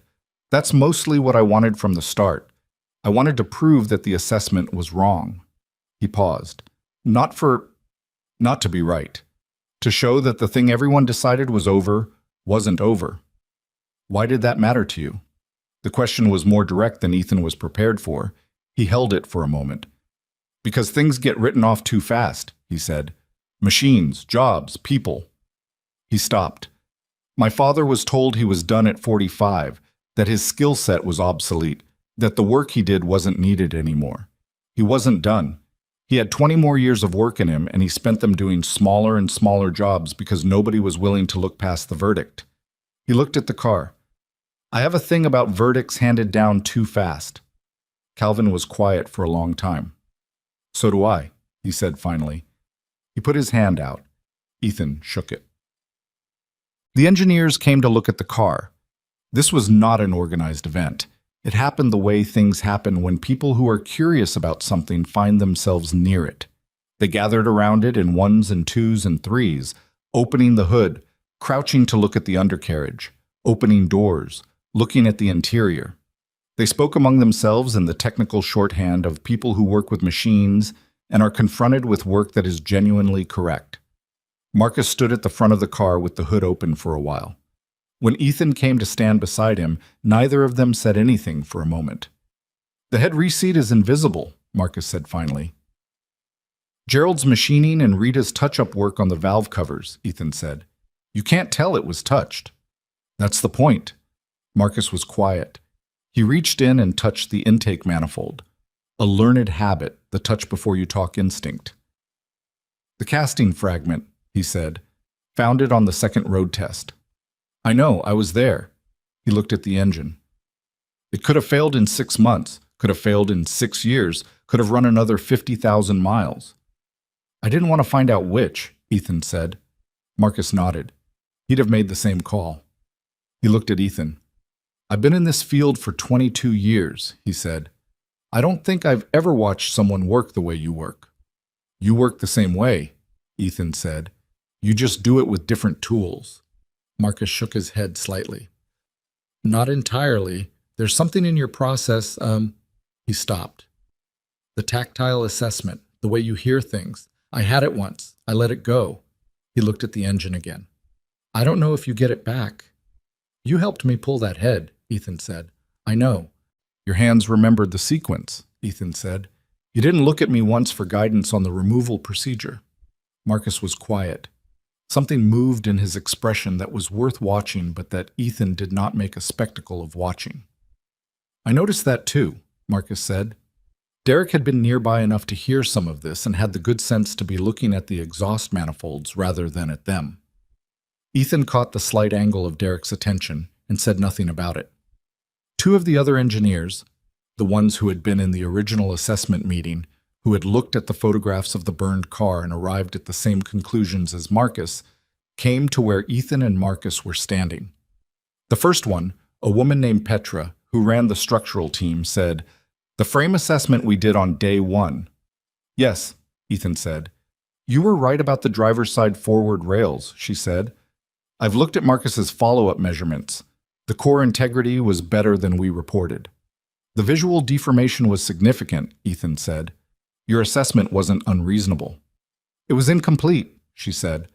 She said it without drama, just as a fact. We didn't have the information you had. You didn't have the time I had, Ethan said. I spent 6 hours with that car before the meeting. You had 2. We could have taken more time, the second engineer said. His name was Rob, and he'd written the drivetrain section of the original report. We had a deadline for the insurance documentation. We let the deadline drive the depth. This was as honest an admission as Ethan had heard from anyone in 30 days, and he respected it fully. It's a reasonable way to work under normal circumstances, he said. But not for this one, Petra said. Not for this one, he agreed. They stood around the engine bay together for a while, 4 people who had been on opposite sides of an argument that had since resolved itself into something more useful than opposition. Lily appeared beside him at some point mid-morning while he was standing near the rear of the car, watching people interact with it and staying out of the way. She arrived the way she always arrived, slightly sideways, as if she hadn't entirely decided to be there yet. She looked at the car for a moment. It's better in the sun, she said. Most things are, he said. Did you give it a name? He looked at her. He'd been waiting for this question. I was thinking about what you said, he told her. About a name that means it came back. Did you think of one? I wrote one down, he said, in the notebook. She looked at him with the full attention expression. What is it? He reached into his back pocket and pulled out the notebook and opened it to the page. He held it so she could see the word he'd written there the night after the second road test, in the quiet of the bay with the car sitting in the fading light. She read it. She thought about it. Phoenix, she said. It's a bird from a story, he said. It burns up and comes back. She looked at the car, at the orange paint in the morning sun. It's orange, she said, as if this confirmed something she'd already decided. It is, he said. That's a good name, she said.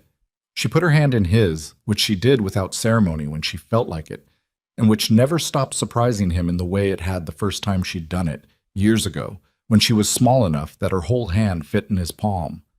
They stood there watching people look at the car. Sandra came to stand on his other side. She didn't say anything.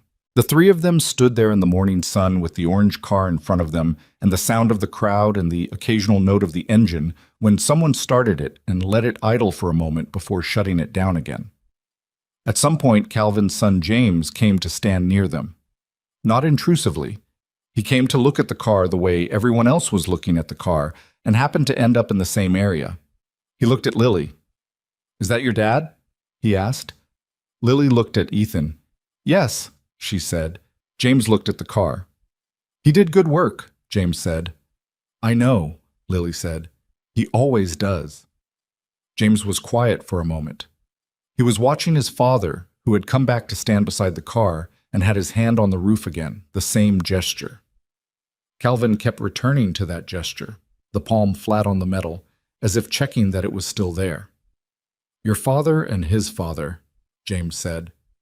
Not quite to Lily, not quite to Ethan, more to the air between them. They built something together. Yes, Ethan said. My father and his father built this car, James said, and then it was gone. And then... He stopped. He looked at Ethan. You gave him something back. Ethan didn't have a response that fit the weight of what James was saying. He said, The car did most of it. James looked at him with the same quality of assessment his father had, something sharp and direct behind whatever expression lived on the surface. No, James said. It didn't. He moved away through the crowd. Ethan watched him go back to his father, watched them stand together beside the car in the morning sun, watched Calvin say something to his son, and his son nod. Vanessa found him just before noon. The crowd had thinned by then. People had moved back inside for the working day, or left for wherever they were going, or were still standing around the car in smaller groups. The initial shock of the reveal had given way to the quieter, more sustained quality of people who were still processing what they'd seen. She pulled him aside to the edge of the parking lot near the building, where they could talk without being in the middle of anything. "I need to tell you some things," she said. He waited. "Calvin is staying," she said. "He called me this morning before the reveal. He's moving a significant portion of his classic vehicle portfolio to Sterling, not just for restoration work, but for ongoing management." She paused. "He said the reason was that he'd seen what this shop is capable of when it works the way it's supposed to work." "That's good for the company," Ethan said. "It is." She looked at him. "It's also good for something I've been thinking about for the past 2 weeks." She was choosing her words with care, which he'd noticed she did when the stakes of the conversation were higher than normal. "We have the infrastructure here for a dedicated classic restoration division, separate from the performance engineering work, a team whose function is exactly what you've been doing in that bay for 30 days. He understood where this was going. He looked at her without saying anything. "I want you to run it," she said, "not as a mechanic reporting up to engineering, as a director with full technical authority over the restoration process. You build the team, you set the standards, you run the jobs." He was quiet for a moment. "I don't have the credentials for that title," he said. "Not as a refusal, as information." "I know that," she said. "I don't care about the credentials. I've watched you work for 30 days. I know what you can do." She paused. "The title is about authority. It's about making sure that when you walk into a room and say something is possible, people listen." He thought about the conference room on day one, the laughter, the particular quality of that sound. "They'll resent it," he said. "Some of them." "Some," she said. "Fewer than you think. Marcus won't. Derek won't." She looked at him. "Petra came to me this morning and said," and I'm quoting her, "that she'd like to work alongside you on the structural assessments going forward. That's not resentment." He was quiet for a longer moment. "What would the team look like?" he asked. "That's your call," she said. "Within budget, which I'll outline. But the composition of the team, who you want, what the workflow is, how the jobs are assessed and prioritized, that's yours." He looked at the car. At the Challenger sitting in the diminishing crowd of the morning, its orange paint doing what it did in the afternoon light. "I want to think about it," he said. "Take the time you need," she said. "I'm not going anywhere, and neither is the opportunity." He nodded. She turned to go, then stopped. "One more thing," she said. "Okay." "Calvin called me separately this morning, before the reveal." She paused. "He's established a fund, an educational fund, in Lily's name. It's separate from any compensation we're discussing. It has nothing to do with your employment here. He wanted me to tell you because he didn't want to tell you himself and have you feel like you couldn't say no." Ethan went very still. "He said to tell you it's for her future," Vanessa said. "He said to tell you it's not a payment. It's just, he wanted to do something." She looked at him. "He said you'd understand what he meant." Ethan understood exactly what Calvin meant. He understood it in the way you understand things that arrive from a direction you weren't watching. He nodded. He couldn't say anything immediately, which Vanessa recognized and did not try to fill. "Take the afternoon," she said. "You've been in this bay for 30 days. Go be somewhere else for a few hours." "I still need to close out the bay," he said. "The tools, the documentation." "Tomorrow," she said. He looked at the bay. At the empty space where the Challenger had lived for a month, the floor marked by the car's weight and the work that had been done on and around it. "Tomorrow," he said. He went to find Lily. She was with Sandra near the back of the parking lot, at the point where the lot met a strip of grass that ran along the property line. Lily had found something in the grass, a caterpillar by the look of her posture, and was crouched over it with the full focus she brought to small creatures. He stood behind her for a moment. "Bug," he said. She looked up. "There's a caterpillar," she said. "It's really slow." "They are," he said. "You want to go get lunch? Wherever you want." She stood up and thought about this with her characteristic thoroughness. "The place with the onion rings." "That place it is," he said. She took his hand. They walked toward Sandra and the car, and Ethan did not look back at the bay or the building or the orange car that was still visible at the far end of the lot, catching the sun. He'd been looking at it for 30 days. He could look somewhere else for an afternoon. He took 3 days before he gave Vanessa his answer. Not because he was uncertain, he'd known the answer before she finished asking the question, in the parking lot with the crowd still thinning behind them and the orange car sitting in the sun. He knew it the way he knew most things that mattered, not from thinking about it, but from recognizing something that had already been decided somewhere beneath the level of thought. He took 3 days because he'd learned, mostly from watching other people make fast decisions and live with the consequences, that the feeling of certainty was not the same thing as certainty, and that 3 days cost nothing while a wrong decision cost considerably more. He spent those 3 days closing out the East Bay. This was its own kind of work, not the dramatic work of the restoration, but the necessary, unglamorous work of returning a space to order. He cataloged the remaining parts, organized them for storage, logged them in the project file. He cleaned the tools and returned them to the supply room with the forms filled out correctly. He mopped the floor, which had accumulated 30 days of oil and solvent and general shop debris, and when the floor was clean, the bay looked different than it had, larger, plainer, without the orange car in the center of it giving the space a reason for being. He stood in the empty bay on the second afternoon and felt the absence of the car as a physical thing.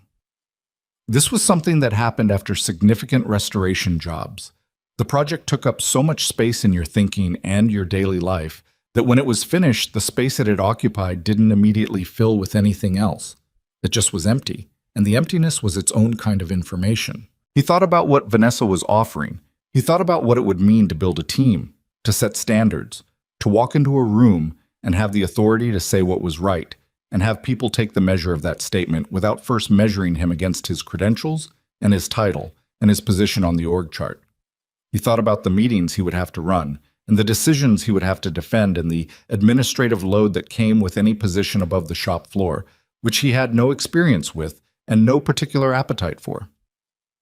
He also thought about the cars, about what it would mean to do this work, the right work, the careful work, the work that treated each object as worthy of the full attention you could give it, at a scale that one man working alone in a borrowed bay could never reach, about what it would mean to pass that approach to other people, to find the ones who had the instinct and give them the space to develop it.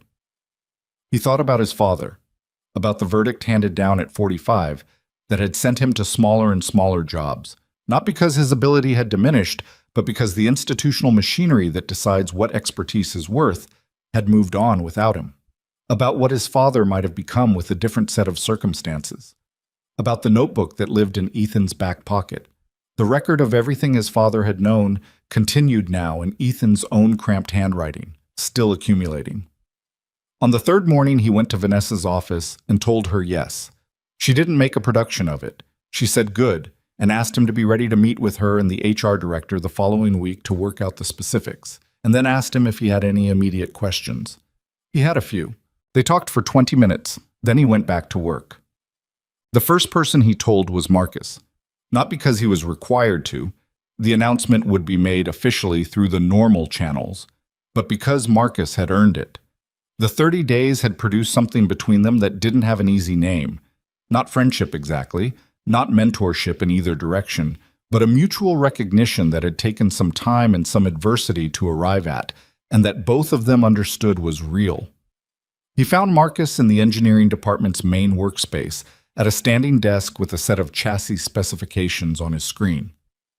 "I took the job," Ethan said. Marcus looked at him. "The director position." "Yes." Marcus was quiet for a moment. He saved whatever he was working on and turned to face Ethan fully, which was its own kind of statement. "Good," Marcus said. He said it the way he said things he meant without embellishment. "I'm going to need help," Ethan said, "on the structural assessment side, building a protocol that bridges tactile evaluation and instrumental measurement." "I told you I wanted to document your method," Marcus said. "And I'm telling you, I want your input on how to make it systematic," Ethan said. "What you know about structural engineering and what I know about hands-on assessment, there's something in the combination that neither of us has alone." Marcus looked at him for a moment. "You're going to make me get back on the shop floor." "Sometimes," Ethan said, "if you're willing." Marcus picked up his coffee. He looked at it rather than at Ethan, which was how he looked at things when he was actually thinking rather than performing the act of thinking. "Yes," he said. "I'm willing." Ethan nodded. He turned to go. "Ethan," Marcus said. He stopped. "The question you answered in that conference room on day 1, Marcus said, about whether you were certain or just hoping." He paused. "I've been thinking about that answer for a month. Both. You said both." "Yes." "That's honest in a way most people aren't," Marcus said. "In a room full of people where certainty is currency, you said both. That took something." "It took knowing that I'd looked at the car and they hadn't," Ethan said. "The looking gave me enough to stand on." Marcus nodded. "The looking," he said. "That's what we stopped doing." He turned back to his screen. Ethan left. 8. Derek was easier and harder at the same time. Easier because Derek was 26 and had not yet accumulated the layers of professional scar tissue that make honesty complicated. Harder because Derek was 26, and the thing Ethan needed to say to him required a particular kind of directness that could land wrong if the relationship between them hadn't been built on something solid enough to hold it. He found Derek in the break room on a Thursday afternoon, eating lunch alone with a technical journal open on the table that he wasn't actually reading. Ethan sat across from him. "I'm building a team for the restoration division," Ethan said. "I want you on it." Derek looked up. His expression went through several things quickly. "As an engineer." "As whatever you are," Ethan said. "Your degree is useful. Your instincts are better than your degree. I want both." Derek set down his fork. "I've only been here 18 months. I know. There are senior engineers who have more experience and fewer instincts," Ethan said. "Or the other way around. I'm not building a seniority ladder. I'm building a team that can do this specific kind of work correctly." He looked at Derek. "You came to the Bay every afternoon for 3 weeks and never once picked up a tool without being asked. You watched, and you asked questions, and you listened to the answers. That's rarer than you think." Derek was quiet. He looked at the journal he wasn't reading, and then at Ethan. "The sound when the outer carbs open," Derek said. "Yes." "I've been thinking about that since the road test," he said. "About what you said. That it's not in any manual. About all the things that aren't in any manual that determine whether something is right or wrong." "That's the work," Ethan said. "Finding those things.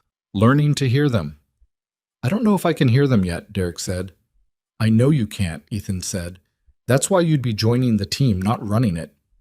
Derek almost smiled.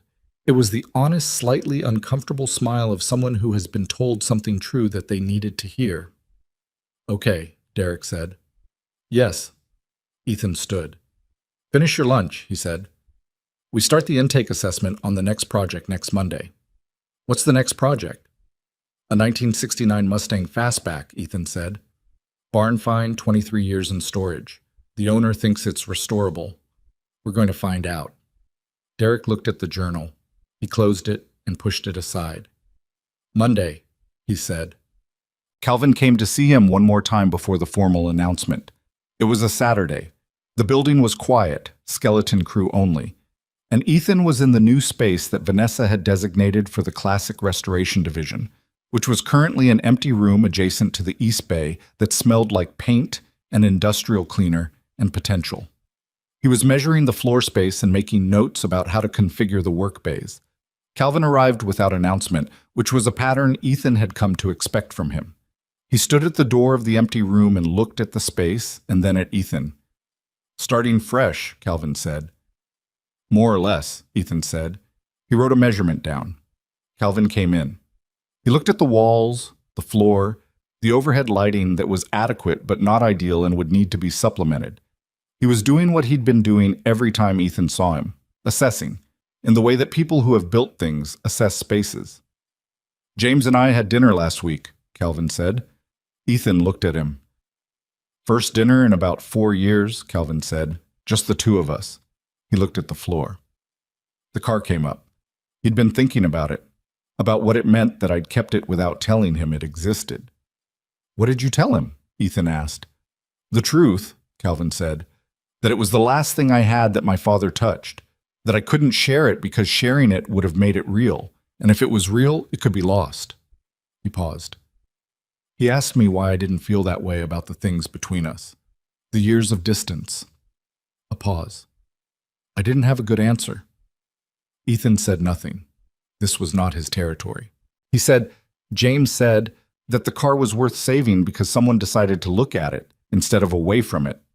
Calvin looked at Ethan. He said the same was probably true of most things worth saving. Ethan held that for a moment. Your son is smarter than he lets on, Ethan said. Calvin almost laughed. He gets it from his mother, he said. Not from me. They stood in the empty room together for a moment. In the Saturday quiet of the building, two men who had arrived at an understanding that hadn't required all the words you might have expected. The fun for Lily, Ethan said. He'd been waiting for the right moment to address it directly. I want you to know that I... Don't, Calvin said. Not rudely, firmly. It's already done. It doesn't require anything from you. If you thank me, I'll feel like a transaction happened, and I don't want that. Ethan looked at him. Just take care of her, Calvin said. That's all. That's all I was ever going to do anyway, Ethan said. Calvin nodded. He looked around the empty room one more time. What are you going to do with this space? Ethan held up his notebook. I've got some ideas. Calvin looked at the notebook.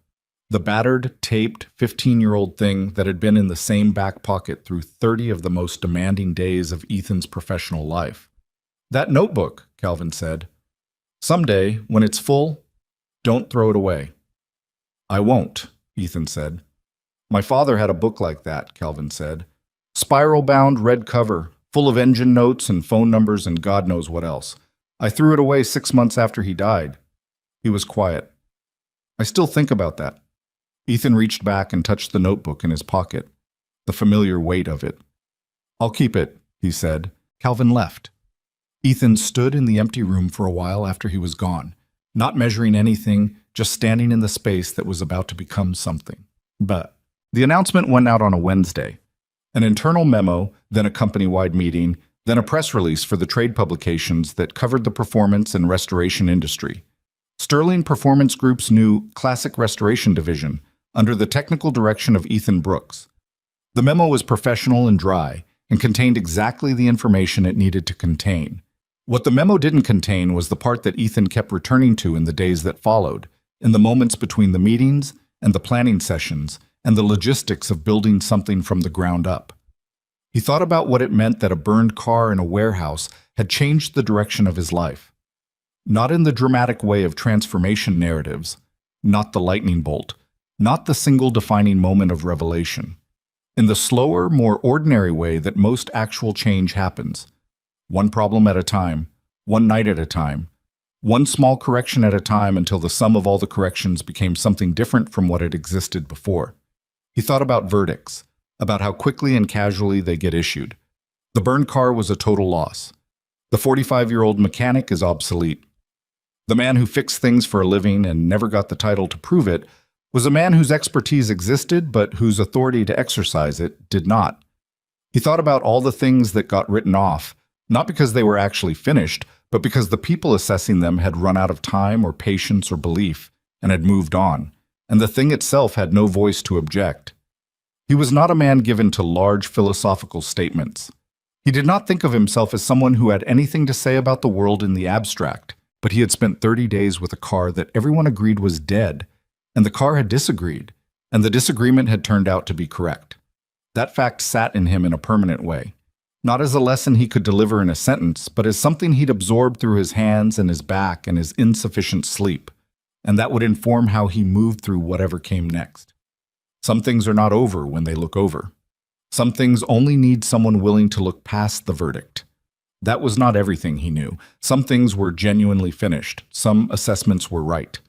The skill, the real skill, the thing that couldn't be taught in a classroom or confirmed by a certificate, was knowing the difference. Not from theory, but from contact. From the willingness to put your hands on the thing and feel it for yourself rather than taking the report at face value. His father had tried to teach him that in the cramped handwriting of a composition notebook passed between them in a garage that smelled like motor oil and coffee. Ethan had tried to live it, imperfectly, through his 20s and into his 30s. He was still trying. He expected he would be trying for the rest of his life, which was not a discouraging thought, but an honest one. On the Friday after the announcement, Petra came to his new office, a converted storage room that he was still in the process of making functional, with a file under her arm and an expression that was professional and slightly nervous, which he found humanizing. "The Mustang intake assessment," she said. "I'd like to be part of it." "I know," he said. "I was going to ask you." She set the file on his desk, which was still technically a folding table, and looked around the room. "This space needs work," she said. "Everything worth doing needs work," he said. She looked at him with the expression of someone who is determining whether a thing was said as a platitude or as an actual statement. She seemed to arrive at actual statement. "Monday?" she said. "Monday," he said. She left. He opened the file. The preliminary photographs of the Mustang were on top, a pale yellow fastback pulled from a barn in East Texas, dusty and mouse-nested and surface-rusted and sitting on flat tires with a cracked windshield. 23 years of inattention visible in every photograph.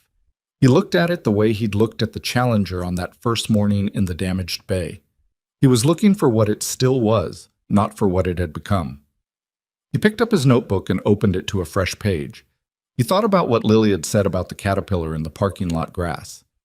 "It's really slow." He thought about what she'd said about the car. "It looks like it wants to go somewhere." He thought about the way she'd looked at the photograph in the file the previous Sunday when he'd brought some work home. She'd looked at the dusty yellow Mustang for a long time before saying with complete seriousness, "That one's sad. You should fix it." He wrote the date at the top of the page. He wrote the car's particulars, year, model, current condition as visible in the photographs. He wrote, "First impression, more there than the photographs suggest. Assess in person before conclusions." He looked at that last line. Then he closed the notebook and put it in his back pocket where it belonged, and he went back to measuring the room. There was a team to build, and a car to look at and work to be done. And the work was not going to do itself, and that had always been fine with him. That had always been exactly fine. Outside in the main yard, the afternoon light was doing what afternoon light does in October in North Texas, going gold and long-angled, the kind of light that makes ordinary things look like they mean something. Somewhere on the other side of the building, in a climate-controlled space that Calvin had arranged and paid for, the orange Challenger sat in the quiet, not running, not being looked at, just existing in the way that objects exist when the work on them is truly finished, complete in itself, needing nothing more from anyone. Ethan didn't need to see it to know it was there. He picked up his measuring tape and got back to work.